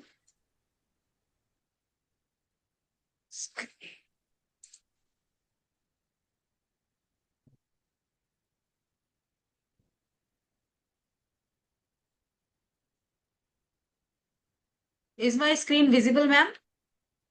Yes, ma'am. Yes, ma'am. Okay, ma'am. So, am I audible and visible? Yes, ma'am. You are clearly audible. We can see you. We can hear you very well. Okay. Thank you. Thank you. Thank you. So, there is a presentation. Presentation. Okay, so the session is on manuscript writing and publication ethics. So here, first is what is a manuscript? So a manuscript is a written research document submitted to a journal, conference, or publisher for evaluation and publication. So whenever you are doing some study and if you want to publish that, you have to write the manuscript and you have to make it public by through a journal or through a conference. So what will be the objectives of a research manuscript? The objectives of a research manuscript is to communicate the research problem and its importance, then explain how the study was conducted, then present the results accurately, interpret the findings logically, and allow other researchers to evaluate and reproduce the work and add new knowledge to the existing literature. So this is all possible when we are writing the manuscript and if we are submitting it somewhere and if it is getting published in good journal or a conference proceeding. The thing is, if we are going to write one manuscript, then what should be the standard structure of a manuscript? So if you write a manuscript, first thing is that how you are going to decide the title. After deciding the title, you need to write the abstract, and that abstract carries a lot of weightage in the manuscript. Any person who is going through your manuscript first just see your abstract and he can imagine that what is the total quality of your manuscript. So abstract is that important. Then keywords are just describing your manuscript, what about what for what technologies you have researched, what technologies you have used in your research work, all that things. Then introduction means that introduction part is very important, that it just give overview of your research. Then literature review is the study you made before doing the research. Then methodology, result, discussion, conclusion, and references. All these things are the basic components of a manuscript. So first I am going to describe the title. So title, what is a title? Title is a clear and specific, concise, informative, relevant to the research work, free from unnecessary abbreviations. Your title should not contain any abbreviation. Okay, so if you are going to write the title of a manuscript, how will you write? So the formula for writing the title is just main topic, then outcome, application, or the method or context in which you are writing your manuscript. For example, I have given here one title, that is IoT-based smart irrigation for improving water use efficiency. So IoT-based, it will be the technology or the invention. IoT-based smart irrigation. This is the invention. Then what is the outcome? It is you are using it for improving the efficiency of water usage. So this will be the outcome and the application. Okay, and you are writing smart words. So that means you are you are making your whatever system you are designing, you are making it a smart system. So this title itself is describing your work. So that should be the kind of title you should write. Then abstract. What is the abstract? The abstract is what? It is the brief summary of the complete study, whatever you have made. So it usually includes, whenever you are writing the abstract, you should just start 2 lines with the background. Then you should write the purpose of your research. Then in 1 or 2 lines, you should describe the method you are doing for your research work. Then majorly the results. That means by how much percentage you are increasing the existing outcome. Okay, some benchmark is there. So by how much factor you are just having enhancement in your results, or if you are making some comparison, you should emphasize that also. And the main conclusion. So this will comprise your abstract. Now, abstract should normally be written after completing the manuscript. Why? Because while writing the manuscript, you will get an idea that how you are doing it, what will be the outcome of your paper, what will be the future scopes. Then you can design your abstract. So after completing your manuscript, you should write your abstract. Then next is the keywords. So keywords are important terms, that will help the database and research engine index the paper. Usually journal asks 4 to 6 keywords. Whenever you are submitting your paper to the journal, it will ask the keywords. Keywords means, let us suppose your paper is based on embedded systems, your paper is based on AI, or your paper is basically emphasizing on some wireless communication. So these are the keywords which you will be using to categorize your technology, to classify your script. Then introduction. The introduction should include the background of the study. Then background of the study means whatever research work has been earlier done in your area. Then existing research problem. Okay, then gap in the current knowledge. So whenever you are just writing the existing research problem, you should emphasize on the summary of the research problem, then the research gaps. Research gaps itself, if you are finding correctly, that will form the objective of the study. Then the research questions, or the hypothesis means whatever the assumption you are taking for your research work. Okay, what will be the outcome of your research work? That you have to just think of.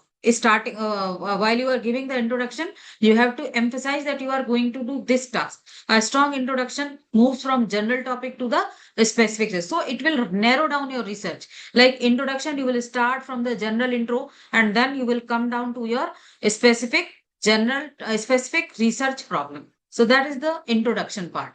Then literature review, summarize earlier studies, identify the research gap, shows the relevance of the current work, prevents duplication of the existing research, provide the theoretical foundation of the study. Resource should be recent, relevant, credible, and properly cited. So this is the literature review. All the literature review that, let us suppose you are writing one journal, for paper for a journal. So your literature review should be such that it will start from the previous work, and then it will come to the latest. So that, let us suppose 21 paper published in 21. If you are citing in a literature review year 2021, then 2022, then 2023, it should not be arbitrary, so that it will carry the like hierarchical thing will be there, like 21 work, what is the work done in 21, then what is the work done in the year 22, then you come down to the work done in the latest 2026. So like that, the literature review has to be done. Then methodology is very, very important, because the methodology section, it will tell that how the research was conducted. So then let us suppose you are doing some data collection. So what is the sample size?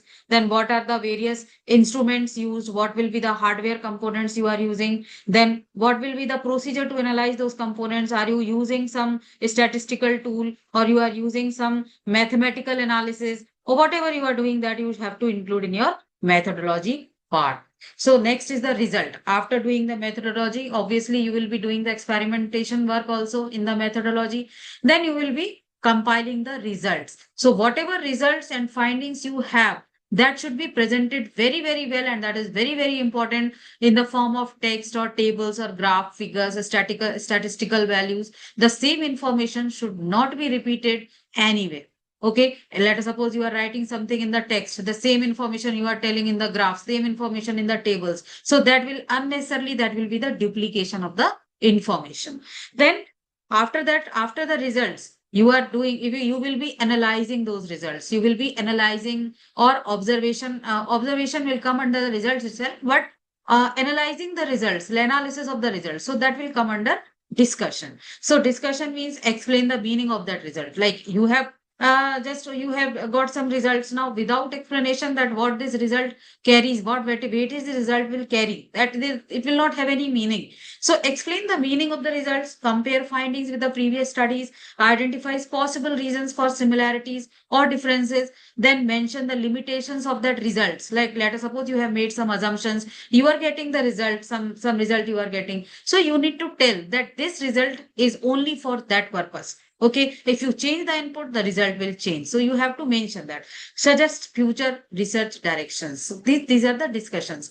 Then conclusion, obviously, conclusion means you have to summarize your paper, highlights, you have to avoid some introduction or whatever you data, whatever you have made earlier in the abstract or the introduction. You should avoid that in the conclusion. Okay, and avoid making the claims unsupported by the results. Your every conclusion should be the finding of the, or some research findings, some results oriented findings. And the references, so we are having the various styles of references. Okay, so one of the important we are using, like one is the IEEE reference, and the Harvard, then MLA, Chicago, like these are the references we are using. So for example, one take the IEEE reference. So if for general you are writing the reference, so you can see here we will have the name, then the last name, then title of the article, name of the journal, then the volume, VOL dot, and the volume number. Okay, VOL, like 25 is the volume number. So VOL dot 25. Issue, paper, pages. Okay, page numbers, from where to where you are having the that article is there, then pages, number of pages, and then year. So like that, we are having different journals. They have they will ask you that write the references in different styles. Like someone will ask, like, write all the references in IEEE format. Someone will ask some other reference style. So we have to follow the reference styles. Then what are the various? Now we will come down to this. Here I have told everything about the structure of the manuscript. Here one thing is missing, that is some acknowledgement. If somebody has contributed to your work, you have to acknowledge that. Okay, some conflict of interest is there, that also you need to mention. Let us suppose so you have got some like you don't want that your reviewer should be that one, so you have to mention that you don't want that reviewer. So like that, you have, if you are having the conflict of interest, like that you have to tell. Then you have to tell the any funding, or you have to tell any, like, let us suppose you have done your research work in some lab, so you have to acknowledge that you have done your work in such and such lab. So these are the things which you should mention in the manuscript. Okay, so next I will come to the publication ethics. So whenever you are writing something, you should follow some ethics. Okay, that work should not be copied from somewhere. Okay, the integrity of the research is there. The rights of the participants, means the participant, whoever has done whatever work, you should mention in the manuscript that this author has done this work, this author has done this work. The credibility of the journal should be there. You should not use any fake journals or for just giving your just publish anywhere. That you should not, you should avoid that part. The trust of the scientific community and the interest of readers and society. So that are the publication ethics. So first is very important is the plagiarism. So plagiarism, you all understand, I think, till this means you all are the students or the faculties. So you understand what is the plagiarism. Plagiarism means using another person's word or ideas, figure, data or work without proper acknowledgement. So if you are taking some from somewhere, you are taking some figure, some from somewhere you are taking some text, you should acknowledge that. You should cite that. Okay, those type of plagiarism are direct, then mosaic plagiarism, you can hide, you can just take someone's original idea and you can file the patent. That is also the idea plagiarism. Then some other self-plagiarism, reusing substantial part of one's own published work without disclosure. So let us suppose I have published one paper in the conference and then I am writing the extended version of it in journal. So I need to disclose that part, that this particular work has been already published in the conference. So that is the thing we need to take into account. Then plagiarism, how it can be avoided? By citing, by quotation marks, by paraphrasing, keep complete record of the references. Like that, so many things are there by which you can avoid the plagiarism. Then fabrication means inventing data, experiments, participants' observations or results that never existed. Means we have not done, we are not having the data and we are just writing. We are not having the proof of that. Okay. So example, reporting responses from 300 participants when only 150 participants were surveyed. So this is the fake data you are giving. So that is the fabrication. Falsification means manipulating the research material. Then we are having the duplicate publication. Let us suppose the same research is published more than once without proper disclosure or permission. Then redundant publication involves publishing overlapping part of the same research. Simultaneous publication, we are submitting one journal, you are submitting the manuscript to more than one journals at the same time is unethical. Then authorship ethics are, authorship should be given only to the people who have contributed to the work. So acknowledgement, that I already discussed, that acknowledgement should be there. Whoever has contributed, you have to acknowledge that person. Conflict of interest exists when personal, professional, academic or financial interest may influence or appear to influence the research. Then ethical approval and informed consent. Research if involves humans or animals, must follow the ethical guidelines. For human participants, researchers may need approval from institutional ethics committee, informed consent from participants. Like that, so many things are there. If the research is involving human or animals, so there are certain rules which you need to follow. Then data ethics are also there. So data should be collected honestly. Okay, prior permission should, let us suppose you are collecting the data from some hospital. So you have to take the prior permission. Okay, then only you should publicize that data.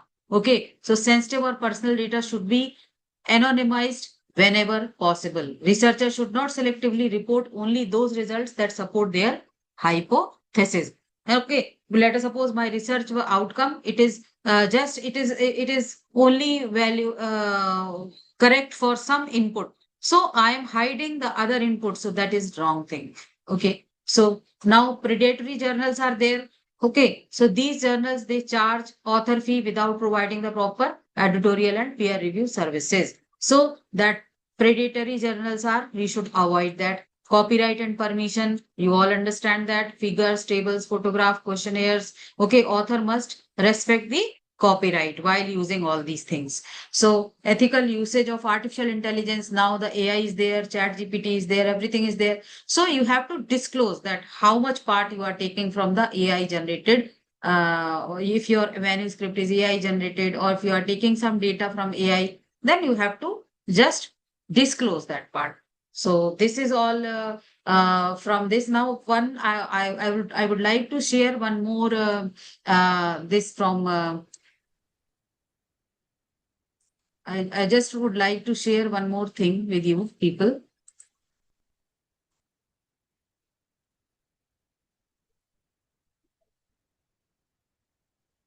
Okay. To share just a minute.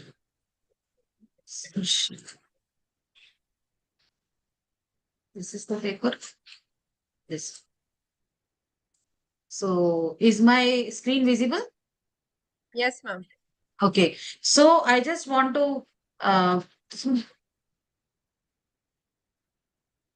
okay. So now, if you can see on the screen, one paper is there. Okay. So an intelligent IoT based landfill fire protection and prevention system. So here, this paper was, it is just an example of the manuscript where you can see the title itself, whatever I have discussed theoretically, the practical example of this, an intelligent IoT based. So this is the technology. Okay. Then landfill fire prediction and prevention system. This is the outcome of the work. So if you see the manuscript, the first, these are the names of the authors. Okay, then abstract is there, then the keywords. So if you see the keywords, we are having the landfill fire prediction, then methane, dump yard. Okay, so these are the things which will just classify, like LoRaWAN is the technology you are using, then simulator MS 3.36, 3.36.1. So IoT, machine learning. So these are the keywords which you are using. Then we are having the introduction part, then literature review and motivation. Then we are having in the literature review and motivation, whatever data we have collected, those data are there, then citations are there. Then after that, we are having the proposed model. So after this literature review, we will come down after finding the research gaps, whatever work is not done, we will come to the proposed model. So this proposed model, it will just here I have given that whatever the problem I have addressed, for that, to solve that problem, what is the model I proposed. Okay, then after that, the objectives. So you can see here the objectives are to the point objectives: develop a WSN LoRaWAN based network for early detection of fire by concentration of landfill gas and the surrounding temperature. So to develop, then again, one another thing is develop a prototype model, then deploy it in the selected area for real-time performance testing. So after this, we will do I have given the block diagram. Then after that, we have prepared the experimentation work on the simulation environment. Then these are the practical outputs we have got. Okay, then observations. So here you can see the results and observations are there. You can see here, these are the observations. Then here again, methodology, how we have implemented real-time network setup, that is hardware implementation is there. Then after that, these how we have done, how we have configuring our hardware. So all these things makes this script very, we can say, it is having a lot of input, and a person whoever is reading it, he can extend this work to a next level and can have the better outcome. So you can see here, these are the results and analysis part. Okay, then this is the true implementation done on the field. Okay, so like that, whatever work we have done in 1 year, we have put it on the paper in a form of good manuscript. Okay, so this is all from my side, and thank you very much for your patience listening, and thank you very much. Thank Any you so questions? much. Yes, thank you so much, madam. And yes, as the speaker already asked, any question from the audience?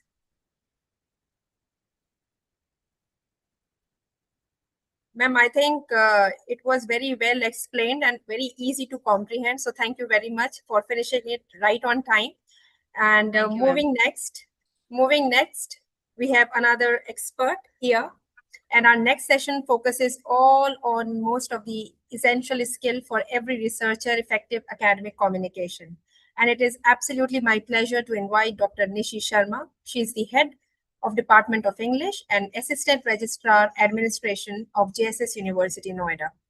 And let me have the pleasure to introduce her. She has been associated with JSS institutions since 2005 and possesses over 22 years of teaching experience in English language communication.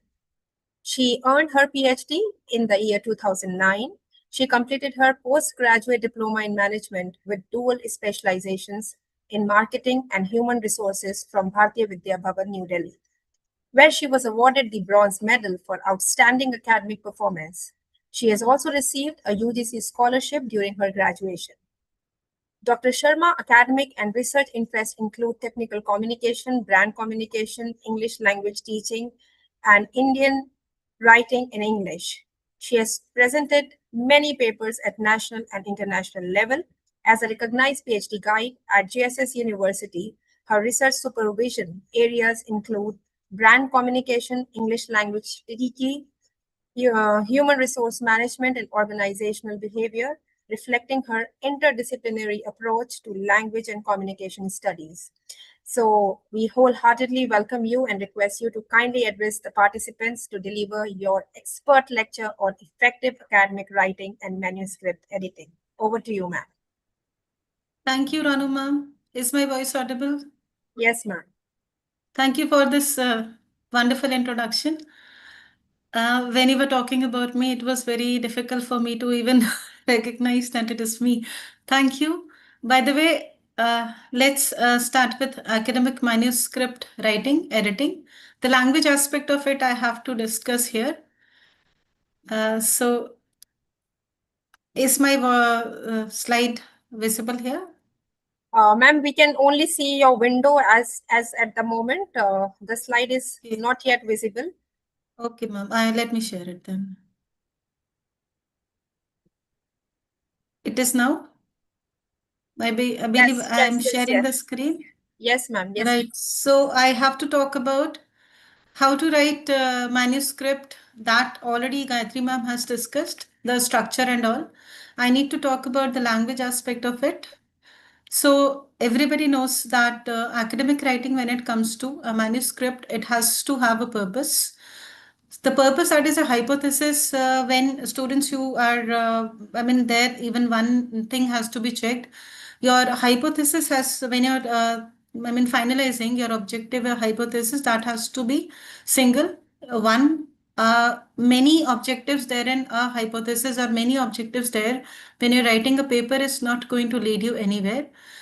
Your purpose, it means, has to be very clear to you. What exactly is the purpose of your research work? It is going to be audience centered. It means when you're writing it for a journal, everybody, like even Sharma sir talked about it. Gayatri ma'am also talked about a bit about it, that when you're writing for a journal, your audience has to be, your journal, here audience is the scope of journal. That has to be in mind, because you're going to focus on that when you're writing something. Please think of for which purpose you're writing. Then naturally objectivity has to be maintained. You cannot be subjective. This is your paper, naturally your research, but you have to stay unbiased. You have to stay as your feelings aside. You may be positive, you may be negative for it, but then You're not going to focus on unless the data is skewed positively or negatively. That is a different thing.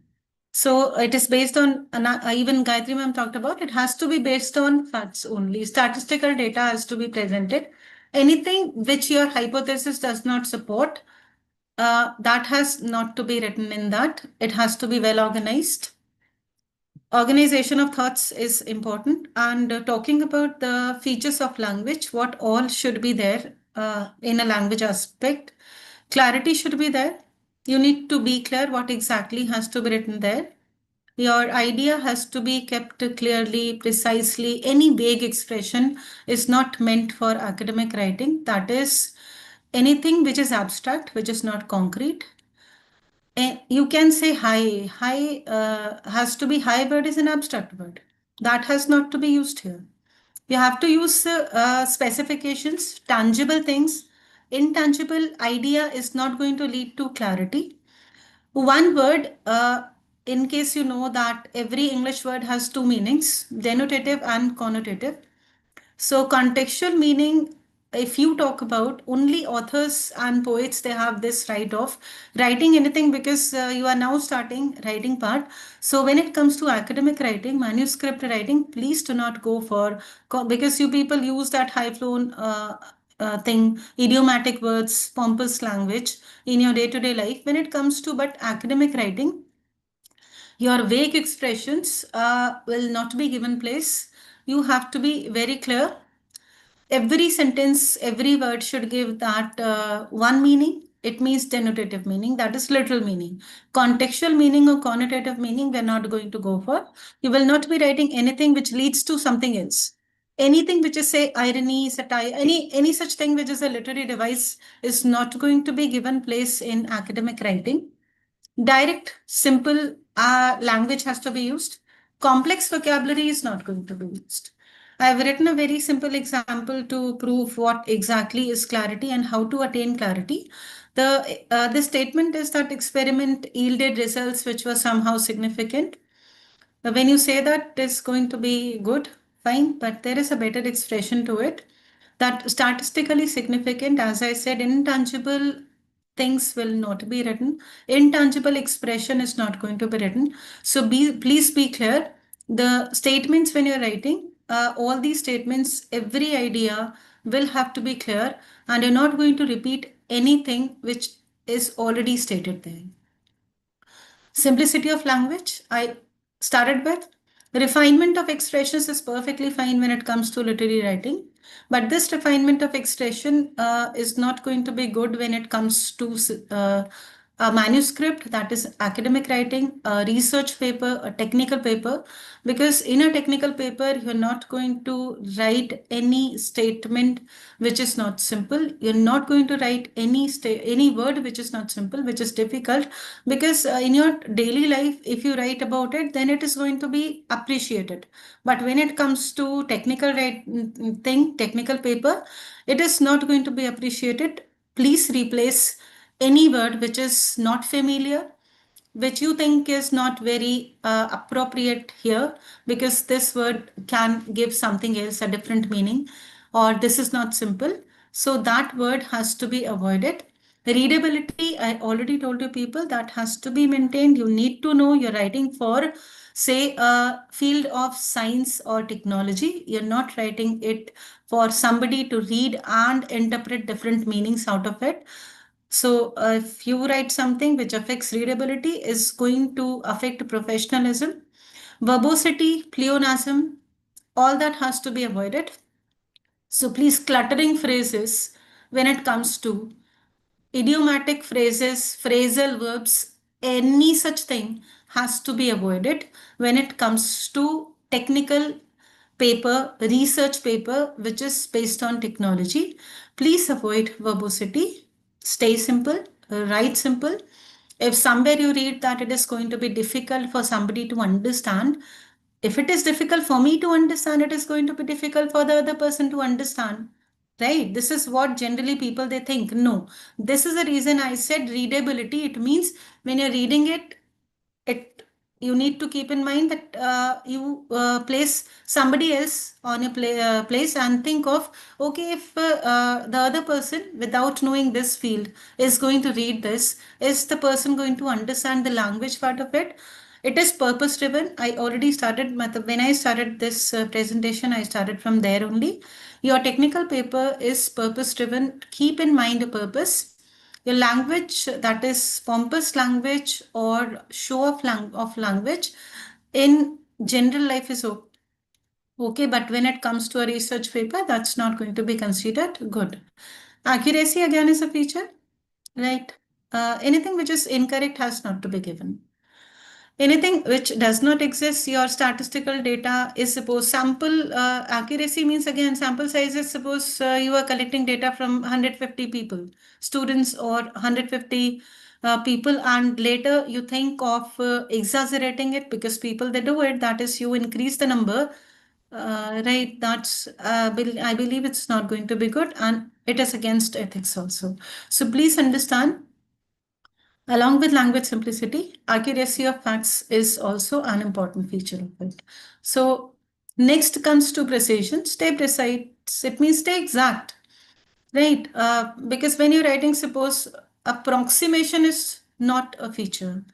You are writing something which goes close to that particular thing is not going to be written, right? I have written a statement here, a poor statement that this has some problems.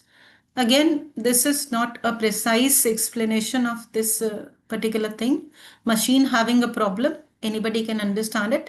But when it comes to you writing a paper, you describing, explaining, nowhere you have to write. In case you think that later writing this, let me start from here, later I'm going to explain, that is perhaps not going to be the right thing. Please read your statements properly, because the exact statement or the better statement here, maintaining exactness of precision, is going to be the machine has which particular error, that has to be written. Because in case you think you're going to explain it later, right, that particular problem later, again you're going to go for repetition of the same thing. So repetition is not considered to be a good thing. Stay precise. And again, why repetition? Because naturally you have to stay brief. Brevity has to be maintained. I have written two statements here. Please read that the first statement, where due to the fact that machine was not properly calibrated before the experiment, the result obtained were not accurate and had to be discarded. This statement, how are you going to make it short? Are you going to take out a few things from here? Every word perhaps is important for you. In case, please cut it short. Please put punctuation marks. Write shorter statements, because in academic writing, it is better if you divide your statements, that is, break your statements into shorter statements. So the same thought, even if it is there in one statement, can very easily be broken into, you can break this statement into different statements. It is not that. Brevity does not mean that you are going to eradicate something which is relevant here, right? This is the reason I have written this statement. You can read that revised statement also, please. The meaning or the relevance is not compromised. You are forsaking relevance at the cost of brevity? No, because a number of students, they come to me and they're talking about like when they write SOPs and all, they talk about, again, academic writing. When it comes to academic writing, please stay brief. Technical vocabulary, again, do I have to compromise on jargons? No. When it comes to academic writing or manuscript writing, please understand that if it is for a technical journal, naturally your technical words, your technical expressions are more important there. So try understanding which exact expression, which exact word has to be used there. So you cannot say that general public, in case you're writing an article, right, a research article which is going to be published in a magazine, your statement is going to be different. And when it comes to you publishing in a journal, your statement, for a technical journal, your statement is going to be different. right? I'm only keeping statements here. It is about you writing different statements, writing different paragraphs. So if naturally you're writing it for a journal or for a technical journal, right, you have to write the tensile strength of steel is high. But when it comes to you publishing an article, right, an article which you are going to publish, say, I know in my times there was a magazine called Chip, right? For a journal, when you know that people, those who are beginners of that particular thing, article is to be published in a magazine, please simplify that. Use proper technical vocabulary as and when required. That is, jargons have to be used when these are required. Otherwise, these jargons have to be amalgamated when you are going to publish the same thing in an article where you're not in a magazine, a technical magazine also, where you're not very sure that experts of that particular field are going to read that. So appropriate technical vocabulary has to be used. Concrete vocabulary, this I already told you people, that approximation you're not going to write. Good results cannot be written. I hope you're not going to do that. So significant results again, you need to write that proper concrete statistical thing there, that 96%, 15%, right? Percentage accuracy, when you talk about, naturally percentage matters there. So you are going to talk this there. Then bias-free language, that is, have written a statement. Discriminative language is not at all. The language of academic world, that is when it comes to even manuscript, you're writing a paper for a journal or for an article for a magazine, please understand that this his earlier, otherwise for third person, unknown third person, we used to write his, right? But in today's world, even for animals, we don't write it, we, but what has to be done then? In case that has to be done, his oblique her. Or you can also say each student should bring the notebook. Perfectly fine.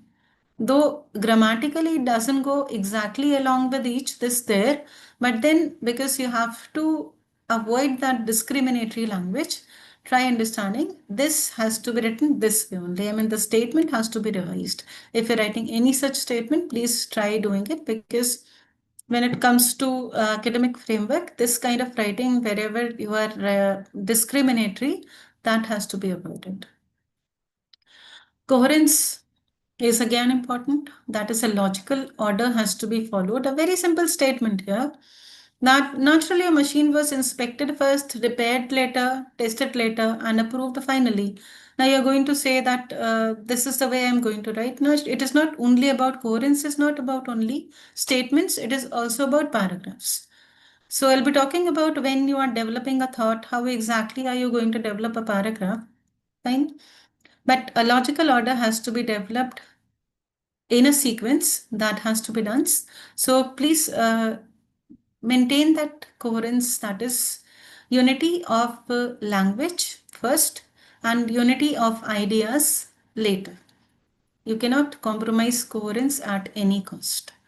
Emphasis, most importantly, the statement, please read, all safety protocols must be followed. What is this most important? Why have I written this most importantly? Because this is important.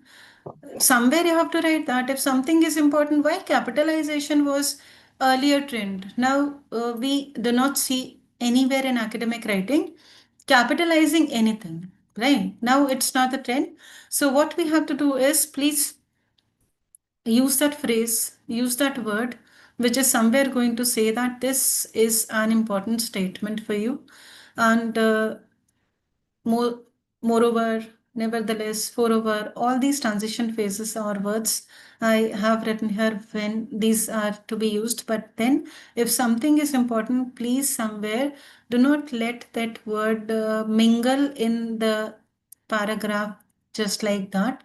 Somewhere please mention that this is an important statement, so that has to be written.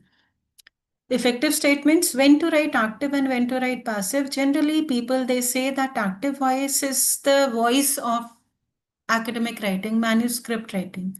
Perfectly fine. but there is a logic behind it, right? Doer is important.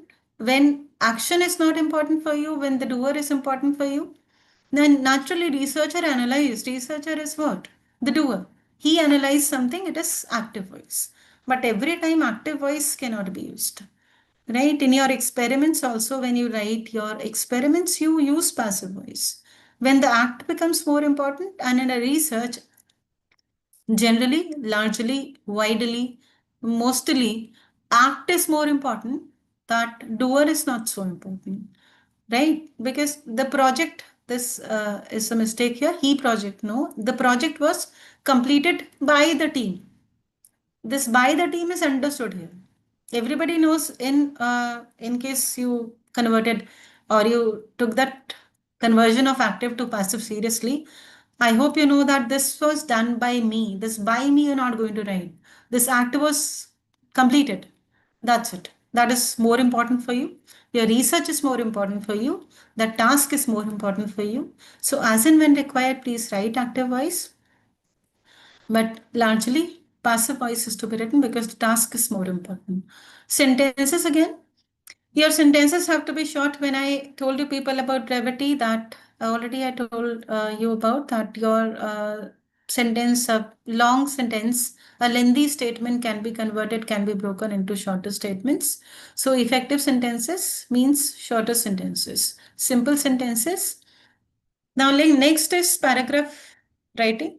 That is words I've talked about, sentences to an extent I've told you people that choose words effectively, sparingly. Again, sentences when it comes to write your sentences, proper statements, when it comes to paragraph, every idea has to be linked in such a way when it comes to a manuscript that no idea, because you people are writing about process, right? When it comes to a process, when it comes to something which is pertaining to technical field, every statement, every idea has to be important. Nothing has to be superfluous in that. So when you're developing a thought, please develop it logically. Use chronology or reverse chronology as and when required. That is, time sequence has to be followed. Past to present thing is okay. But recent past to past, that is reverse chronology. As and when required, that depends on what you're writing. Right. You need to decide generally, but chronology, like largely, widely chronology is to be followed in the description of process. So please use that. We are writing something and all of a sudden you state something which was otherwise to be written earlier. Please check your paragraph when you're reading. Number one paragraph, in a paragraph, you should state one thought. Right? In case you're changing a thought, even if it is a shorter paragraph, please change that. Change that paragraph. Now, why? Because this is how things have to be written. Right? Nobody says that a paragraph has to be, ideally, it should be, say, 15 to 20 lines. But if these are not 15 lines, these are 10 lines, or even 5 lines, 6 lines, perfectly fine. Right? You have exhausted all your ideas in a shorter paragraph. Please write that. No issues. Your conclusion is going to be short only. Spatial technology, all paragraph writing methods I've written. Ranu ma'am, how many minutes do I have?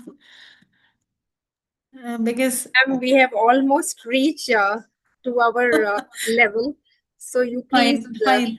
but Fine, I it is cut it very, short. Fine, no issues, ma'am. yeah, I cut very it short then. interesting.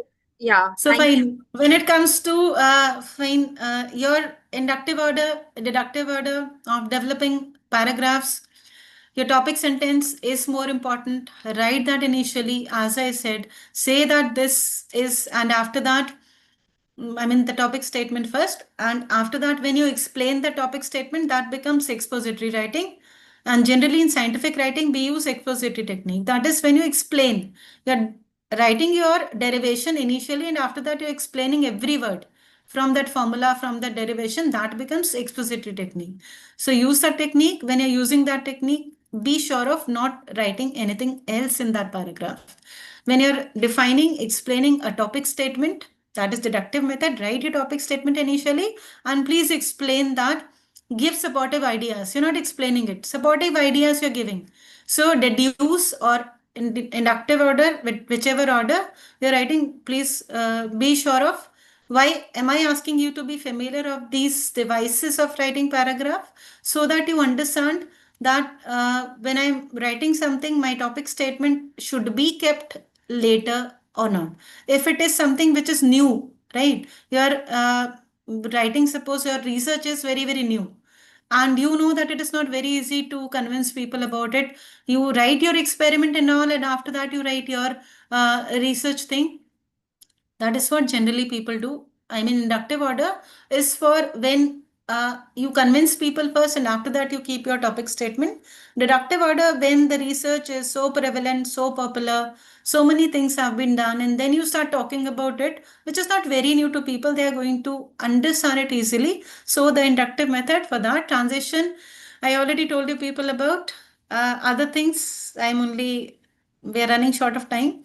So formal professional language has to be used. This I already told you people. You need to stay positive throughout. Negative words are not to be used. It means negative word, negative thought means it is not that you don't have to say no. Right? Limitations you don't start with. In your research, what you're doing, that has to be dealt with. Limitations you are not going to write that. Avoid it. In your project, that has to be written. So that your research gap is going to be the research area of somebody. Right? Grammar essentials, tone consistency, please do follow that. Number of people, they don't understand when they write positive from say has been to, have been to, had been to. I mean, anything, tense consistency when it comes to, they don't maintain that. Please do that. Parallelism has to be there. In case you have read infinitive, gerund forms of verbs, please use parallel construction of sentence, a sentence. I do not say that you cannot use any other form of verb in a state. After that statement, that can be done. But when it comes to a statement, when you start from to plus verb first, it has to be maintained that same way throughout the sentence. You should not change it. Punctuation marks, again, breaking statements. Use punctuation marks, please. Right?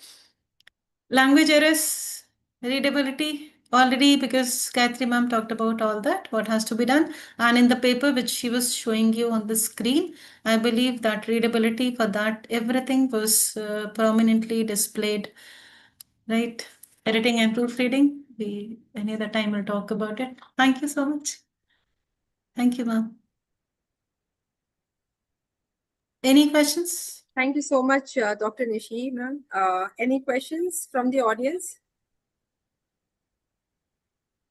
All right, ma'am. So thank you once again. It was indeed a very informative and engaging presentation as always. And you have Thank explained you the so much. subject with all brevity and clarity, right? Thank you. So much. Moving next, our next expert is right on board, and it's always pleasure to introduce Dr. Anandita Dey. She is an Assistant Registrar, International Collaboration and Global Engagement of JSS University, Noida. With a robust academic foundation holding a doctorate in pharmaceutical sciences and extensive international research experience, postdoctoral experience, work in South Korea. She brings over 14 years of research expertise to her field. Her core research specializes in advanced drug delivery with 20 plus Web of Science Index publication, which have earned her prestigious recognitions, including multiple international presentation and travel awards across South Korea, Europe, and India. So beyond her scientific contributions, she has been instrumental in driving global academic networks, faculty development, and international scientific exchange. So with all respect, we request you to kindly deliver your address on publishing with global impact, manuscript writing, and international research. So Dr. Anandita Dey, over to you.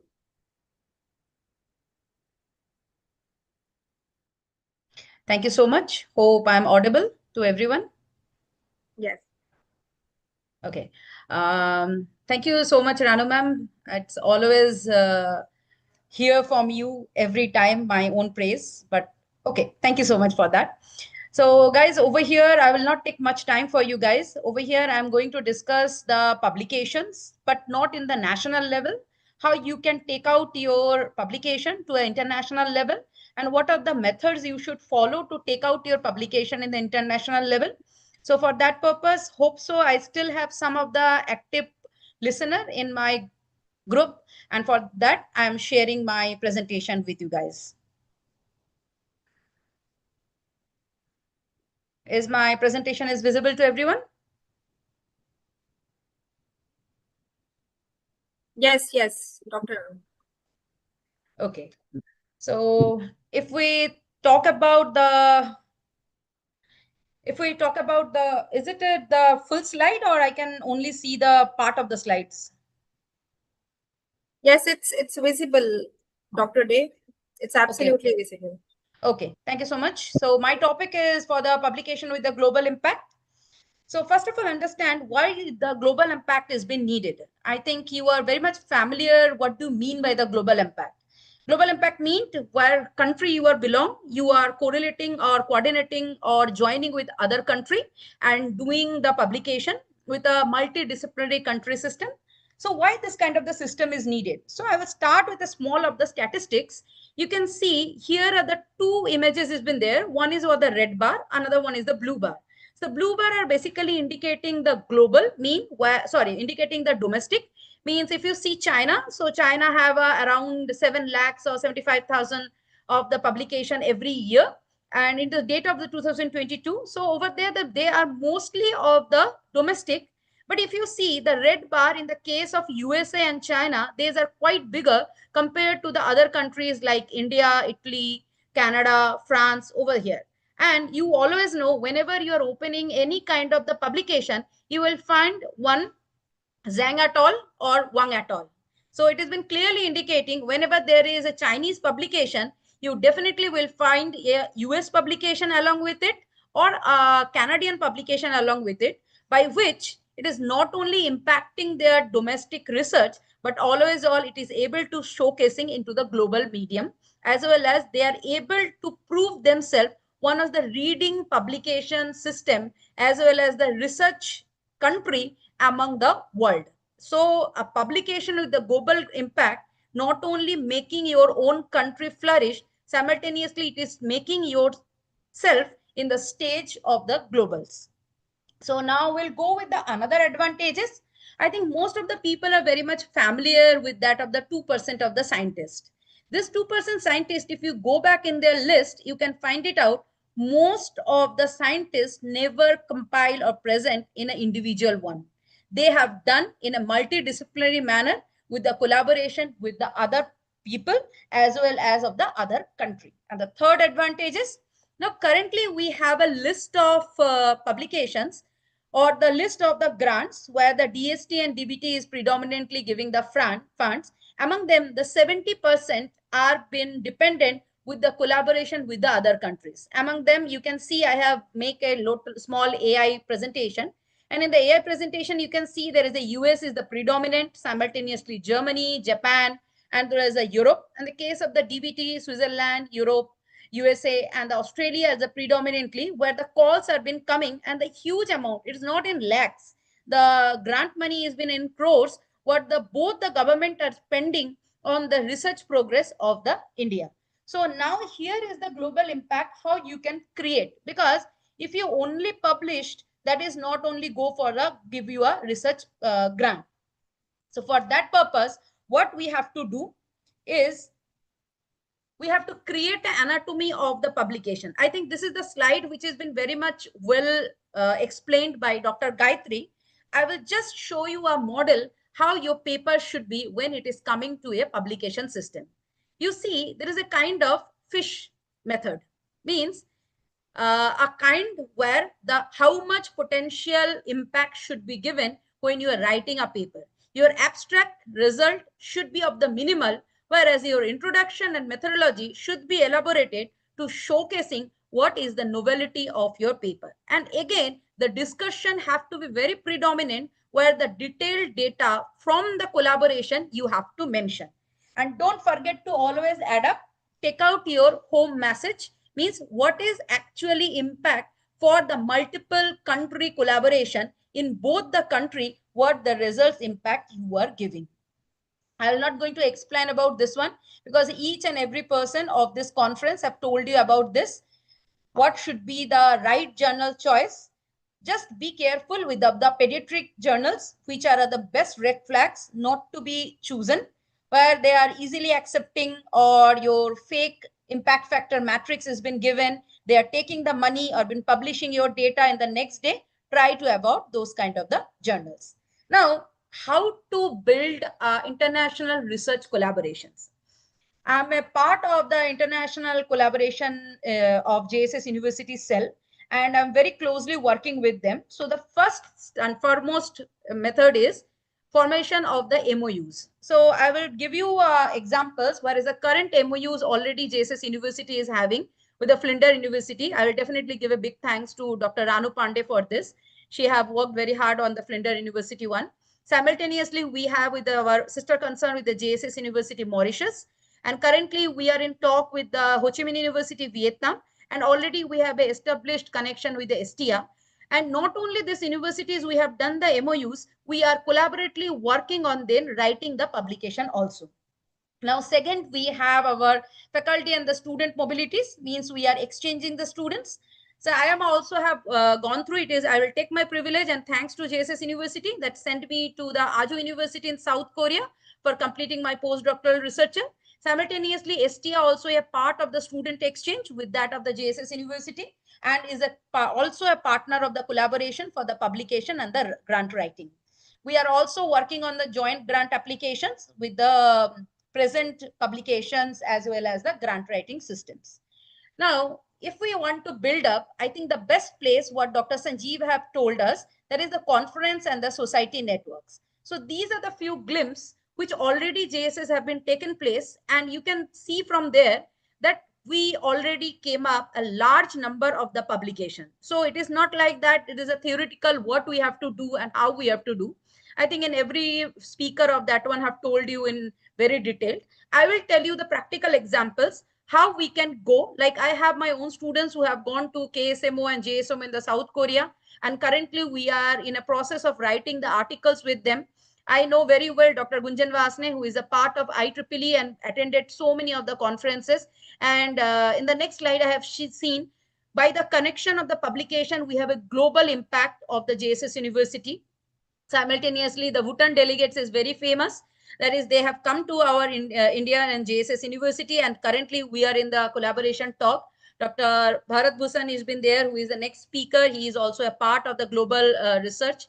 I think you are so many familiar faces you can see in these images. And it has been a very privilege to for me that by showcasing this image, we can say when you are going for an international conference or as well as a national conference, you can build up a connection which can turn out to be the publication. So these are the pathway how we can start a collaboration talk or partnership, connect through the conference, make a MOU, design your study, go for a joint publication, but definitely follow your ICMGA or IEEE format, what Dr. Gayatri and Dr. Sanjeev has told for the submission of your articles, as well as when it has been submitted, please claim the research credits for both the countries. Now, this is a image I want to show you, that I have shown you images where the faculties have went outside as well as the student went outside. And this is the global publication collaboration across 18 countries with more than of the 50 publications from this kind of the global outcome or the publication has been done. So please go on the conferences, keep on touch with people and connect them through your publication as well as the LinkedIn and make your impact on the publication systems. So one thing you always have to keep up in mind, that is ICMGE authorship criteria. This is a criteria whereas the global standard is being maintained, because if you are not following this, means here they are discriminating understanding that you are not a ghost author. Ghost author means you are just simply not giving the name. You have literally work on that. So always when you are submitting a publication, there is what is the role of the author in that of the contribution or the publication is always been mentioned. So ICJME is the guideline whenever you are going to publish in an international level or any international journal, this ICMJ guideline have to be there, what you need to follow. There should not be any kind of the duplicate publication, and don't break out your papers when you're publishing in the international level. because people don't like small fragments of the paper. They want to go for a complete paper system. Last, always acknowledge your institute, make the follow with the policy agreements, and simultaneously try to secure some of the seed grants or the travel grants where you can get it from the conference as well as showcasing it in your publication system. What Dr. Gayatri have told, that you have to acknowledge the systems. So there is the takeaway.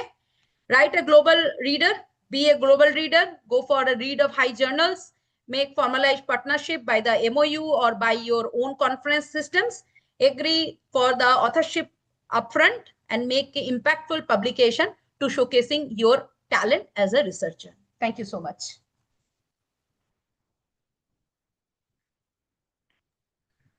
Thank you so much, Dr. Day. Any questions from the audience? I think I have one question. Is there any certificate for the, okay, attendees for this is for Ranu madam.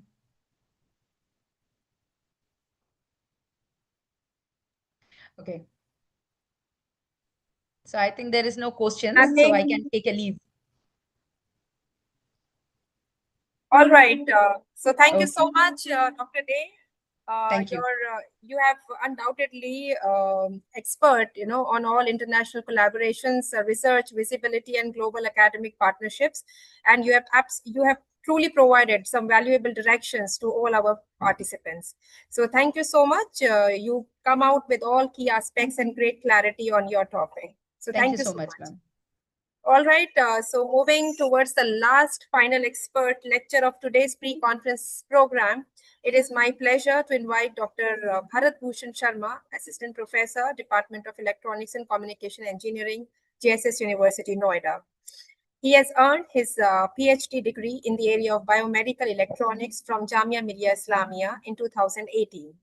He earned his MTech in Instrumentation and Control Engineering from DCRUST, Murthal in 2011.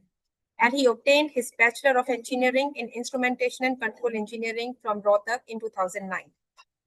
He published more than 20 journal publications. He has in his cap with 45 international and national conference publications. He has authored more than 5 books, 13 book chapters, which all are indexed in Web of Science and Scopus. Dr. Sharma has 8 granted patents, including Indian and international patents, and 5 published Indian patents. As project investigator, he has successfully completed 4 sponsored research projects funded by National Council for Science and Technology Communication, Department of Science and Technology, with a combined project value of approximately rupees 88.48 lakh. So additionally, he received financial support through the DST SERB International Travel Scheme to present his research at the prestigious 244th ECS meeting held in Sweden.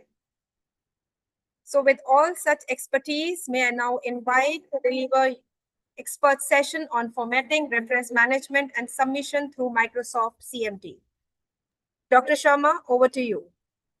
Thank you so much, Robert. That's the kind information about myself. And I will be going to share my slides. Not audible, not audible. Hello, I'm audible? Or audible? So bit louder, sir.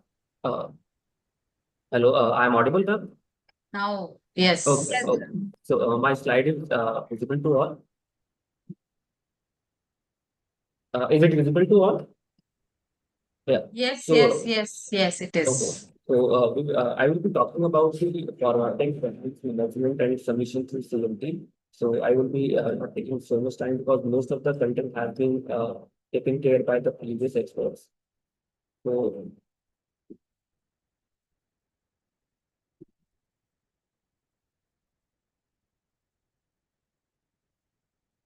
objectives will be to understand content publication, then format paper according to IEEE guidelines, manage the references, avoid flag label, submit paper through Microsoft CMT, and handle the revision and camera-ready submission. So till now, most of the experts have talked about part one, in which the research idea, literature review, experimental work, paper writing. From point 5, I will be taking about the formatting. reference management. Language check, we know that we can use it with the terminated. And then submission through CMT, how the submission process goes on, like peer review, revision of your paper, then acceptance, then presentation, and finally the publication, and it can be published in a conference proceeding or a journal.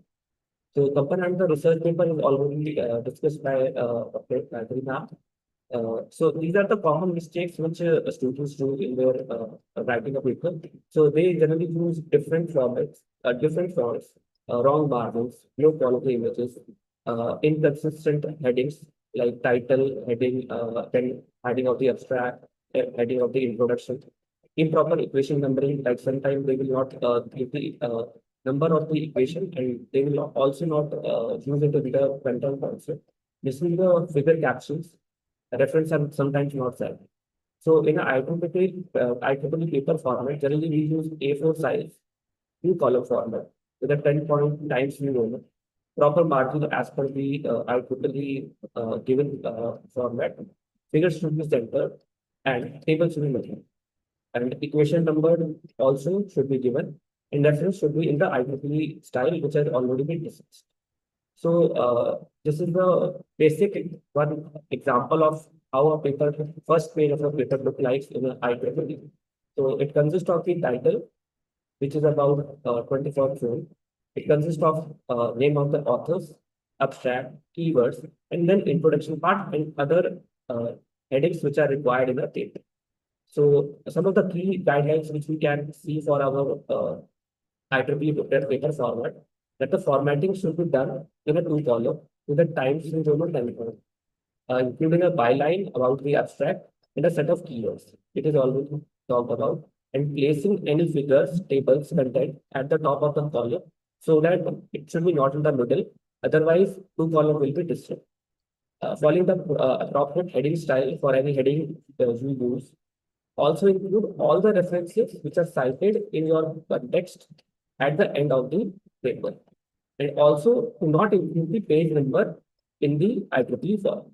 It can be added by the IEEE after the procedure has been published. Next, we IEEE heading styles. So we have different IEEE heading styles. If we can see here that our paper title should be of 24 point times the Roman, and the other headings should be 10 point. It is 10 point, but again they have different aspects to be covered. Like it should be centered small title case when text begins.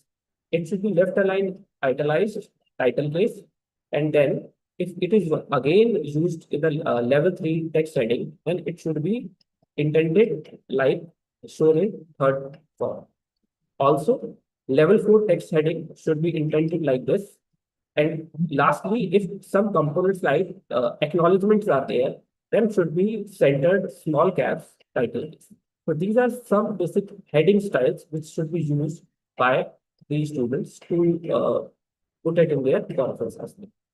Next, we have what are the types of citation available. So citation can be done in parenthetical citation, numerical citation, and note citation. So we have different formats available. So in parenthetical citation, we basically use A to Z. We will cite the alphabetical order. Then we have numerical citation where we cite according to the number which is given in the context. So because we are going to publish our articles in IEEE conference, so this is the IEEE format should be used here. Next is that what is IEEE citation? And IEEE citation is basically IEEE in text citation is given by a bracket format where IEEE referencing at the end of page is given like this, like 1 T.B. Lindbergh and this. So article is cited in the above text, and then it is given as a reference to the at the end of the paper. Next, we have IEEE reference page docs. So whenever we writing the reference, it should be heading centered and bold, while entries should be single space and indented consonant. Also, the numbering should be done left aligned and separated from the entries. Because sometimes we have seen that it is connected like one, it is no space, D dot will be there. So there should be separation between these two entries. Next, we have reference management tools. So because we are in a conference, generally we have small amount of referencing, but if we are writing a literature review article, then the reference management is very important. So using any reference manager will be efficient to the scholars so that they can get all the content at all. And also there are Microsoft Word plugins available for various reference management tools. Like we have Mendeley, we have EndNote and Zotero. So these are the basic fundamentally available reference management softwares where Mendeley is a free one which can be utilized by any of the student also. So students should try to use these Mendeley, EndNote or Zotero type of reference management softwares. Next we have, because we are going to submit a paper, so we need conference submission requirements. So first is we have a paper PDF ready with us, then the source file, author details, keywords, abstract, and after our paper has been presented by us, we need a copyright form and also ORCID ID if required by the conference organizers.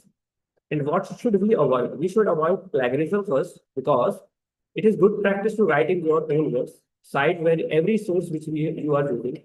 Avoid copy pasting the content from ChatGPT or any other resources. If there is using, then you have to basically declare that thing. Use quotation when necessary. Also check the similarity index because before submission. And generally in a conference, we take overall similarity 10 to 15% only. Also, the single source citation also should be less than 3%. Also, as already told, using the AI tools ethically is the most important thing nowadays. Next, we have introduction to the Microsoft CMT. So in Microsoft CMT, we will have to use the Microsoft Conference Management Toolkit, where we can submit our paper, review the process, and also check whether what decision has been made. And after that, we can submit the camera ready paper. So the general Microsoft CMT workflow is like that. We have to basically register ourselves in the Microsoft. It can be registered by any email ID. Then we can get a login ID at our email. Then we can proceed with the new submission, upload our PDF, enter the metadata required, and confirm submission. After confirmation of submission, as a part of our student is over, now the ball is in the court in the review committee, and they will review your paper and they will take a decision whether your paper is able to be presented in the conference or not. And then you can present your work, and then the decision for publication is done. So general information required during the submission, because whenever you log in a CMT, what we require? You require a paper title, you require the abstract, then keywords, authors, corresponding authors, email ID of all the corresponding authors, institution which you are working, or you are having some other person from the other institute, country and subject area. Subject area, sometimes there are tracks in a conference, so that is also required sometimes. So this is the basically the screenshot of our CMT login. Generally, we have this CMT login where we have to register. So you have to click on the new to CMT register. So whenever you click on the new to CMT register, you will get this create new account. Now, when you put the email ID and password here, you have to fill these details like your name, organization name, country. Then you have to fill the ORCID ID if available. Then you will get a verification code, and then you have to register. So whenever you register, then you will get a login ID at your Gmail ID or any other institutional ID. Then you can get a login ID like this. So I have used a login ID of mine for showing that how to use this CMT platform. So I have got a login ID and a password. I have logged in. So after login, we have to check our conference is there or not. So we have to click on all conference and we have to type to filter. So on type to filter, if we write name of our conference, it is NCEA. So you can see that in NCEA, we are getting National Student Conference on Emerging AI. So the on underline part, if you click, you will get a author console. At author console, there are submissions. Now what we have to do, we have to create a new submission. So when we click on this new submission, we will get this title and abstract. So as I already told that what I require at the time of submission, I require the title I require abstract, I require the author ID, I require the organization details, and also the PDF.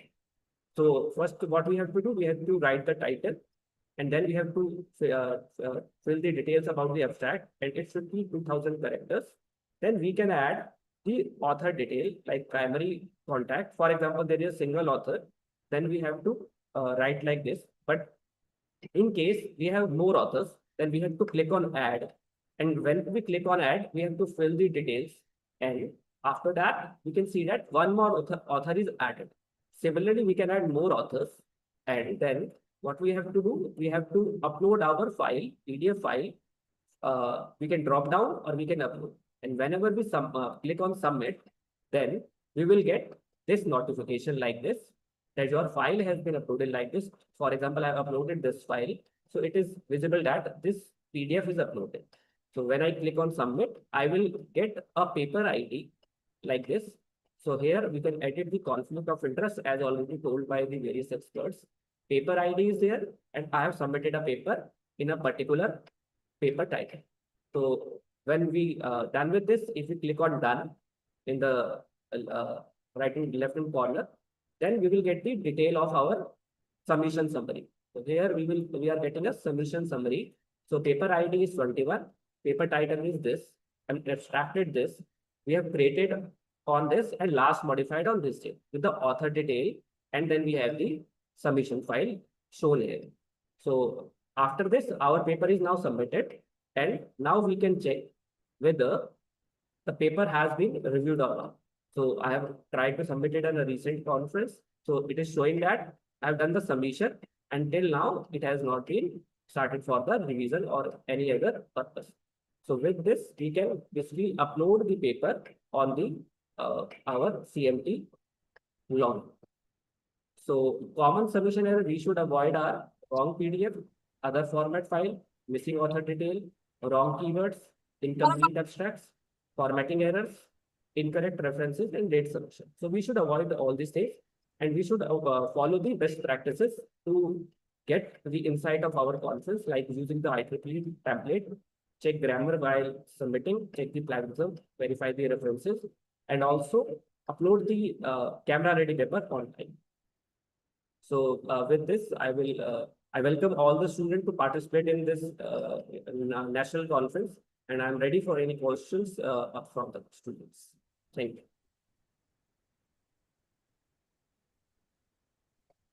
Thank you very much, sir. It was indeed a very insightful presentation, and you have demonstrated very well on the paper submission through Microsoft CMT. And I'm sure that students must be benefited out of it. So thank you so much, Dr. Sharma, for giving your gracious time and be present here in this pre-conference session. So now, ladies and gentlemen, now we have concluded all our expert session, and I believe that you all must have gained valuable knowledge and practical insight, and will all be really helpful in preparing for your appearance in national conference that to be held on 23rd September 2026. Now it's time to say bye-bye to everyone, and may I now invite Dr. Udit Mittal, Organizing Chair Conference from Electrical Engineering Department, to kindly deliver the vote of thanks. Over to you, Udit sir. Thank you so much, ma'am, for wonderfully hosting the show, the whole session. Respected dignitaries, esteemed speakers, faculty members, research scholars, dear students, ladies and gentlemen, a very good afternoon to everyone. As we come to the conclusion of today's pre-conference session of the National Student Conference on Emerging AI and Sustainable Smart Engineering and Management, NCEA-SSEM 2026, it is my privilege to propose the vote of thanks. First and foremost, I offer my humble gratitude to His Holiness Jagadguru Shri Shivratri Deshikendra Mahaswami Ji for his divine blessings. I express my sincere gratitude to our Honorable Vice Chancellor, Dr. H.R. Mahadeva Swami Sir, for his visionary leadership, constant encouragement, and unwavering support in fostering a culture of academic excellence and innovation at JSS University. I would also like to express my sincere appreciation to our General Chairs, Dr. T.G. Mamta, Registrar, JSS University, Dr. B. Manoj Kumar, Dean Academics, JSS University, and Dr. Raveen TK, Principal, College of Pharmacy, JSS University, for their encouragement and valuable support in organizing this conference. I extend my sincere gratitude to our conference convener, Dr. R. Jagdish, Professor and Dean, Student Welfare, for his guidance and support. We are deeply grateful to our conference chairs, Dr. Dheeraj Pandey, Professor and Head, Department of Computer Science and Engineering, and Dr. Sanjeev Kumar Sharma, Professor and Head, Department of Electrical Engineering, for their leadership and valuable support throughout the planning and execution of this conference. I would like to express our deepest appreciation to our distinguished session speakers, Professor Dr. Sanjeev Kumar Sharma, for his inspiring session on Grow, Connect and Succeed, Dr. Gayatri Sakia for sharing valuable insights on manuscript writing and publication ethics, Dr. Nishi Sharma for her enlightening talk on effective academic writing and manuscript editing, Dr. Anindita De for guiding our participants on publishing with global impact, manuscript writing, and international research collaboration, Dr. Bharat Bhushan Sharma for his practical session on formatting, reference management, and submission through Microsoft CMT. Your expert guidance has provided our participants with valuable knowledge that will undoubtedly help them in their research and publication journey. We also extend our sincere thanks to all the participants, faculty members, research scholars, and students from various institutions for your enthusiastic participation and active interaction throughout the session. On behalf of the organizing committee, I extend my sincere appreciation to my fellow organizers, Dr. Nitima Malsa and Dr. Gunjan Vashne, IEEE student branches and IEEE V affinity groups of JSS University and JSS ATEN, whose dedication, teamwork, and meticulous planning made this event a grand success. A special word of appreciation goes to our volunteers and technical support team, whose dedication behind the scenes ensured the smooth and successful conduct of today's program. Before I conclude, I warmly invite all the participants to actively participate in the National Student Conference on Emerging AI and Sustainable Smart Engineering and Management, scheduled to be held on 23rd September 2026 at JSS University, Noida. We look forward to receiving your valuable research contributions and welcoming you to the conference. So once again, thank you all for your gracious presence, valuable time, and continued support. Thank you and have a wonderful day. So thank you all. Thank you so much. This is all from organizing team of pre-conference session. And with this, I conclude all my responsibility as an organizer. So it was pleasure indeed to be a part of this wonderful program. So goodbye, everyone, and have a wonderful day until we meet next. This is all from my side.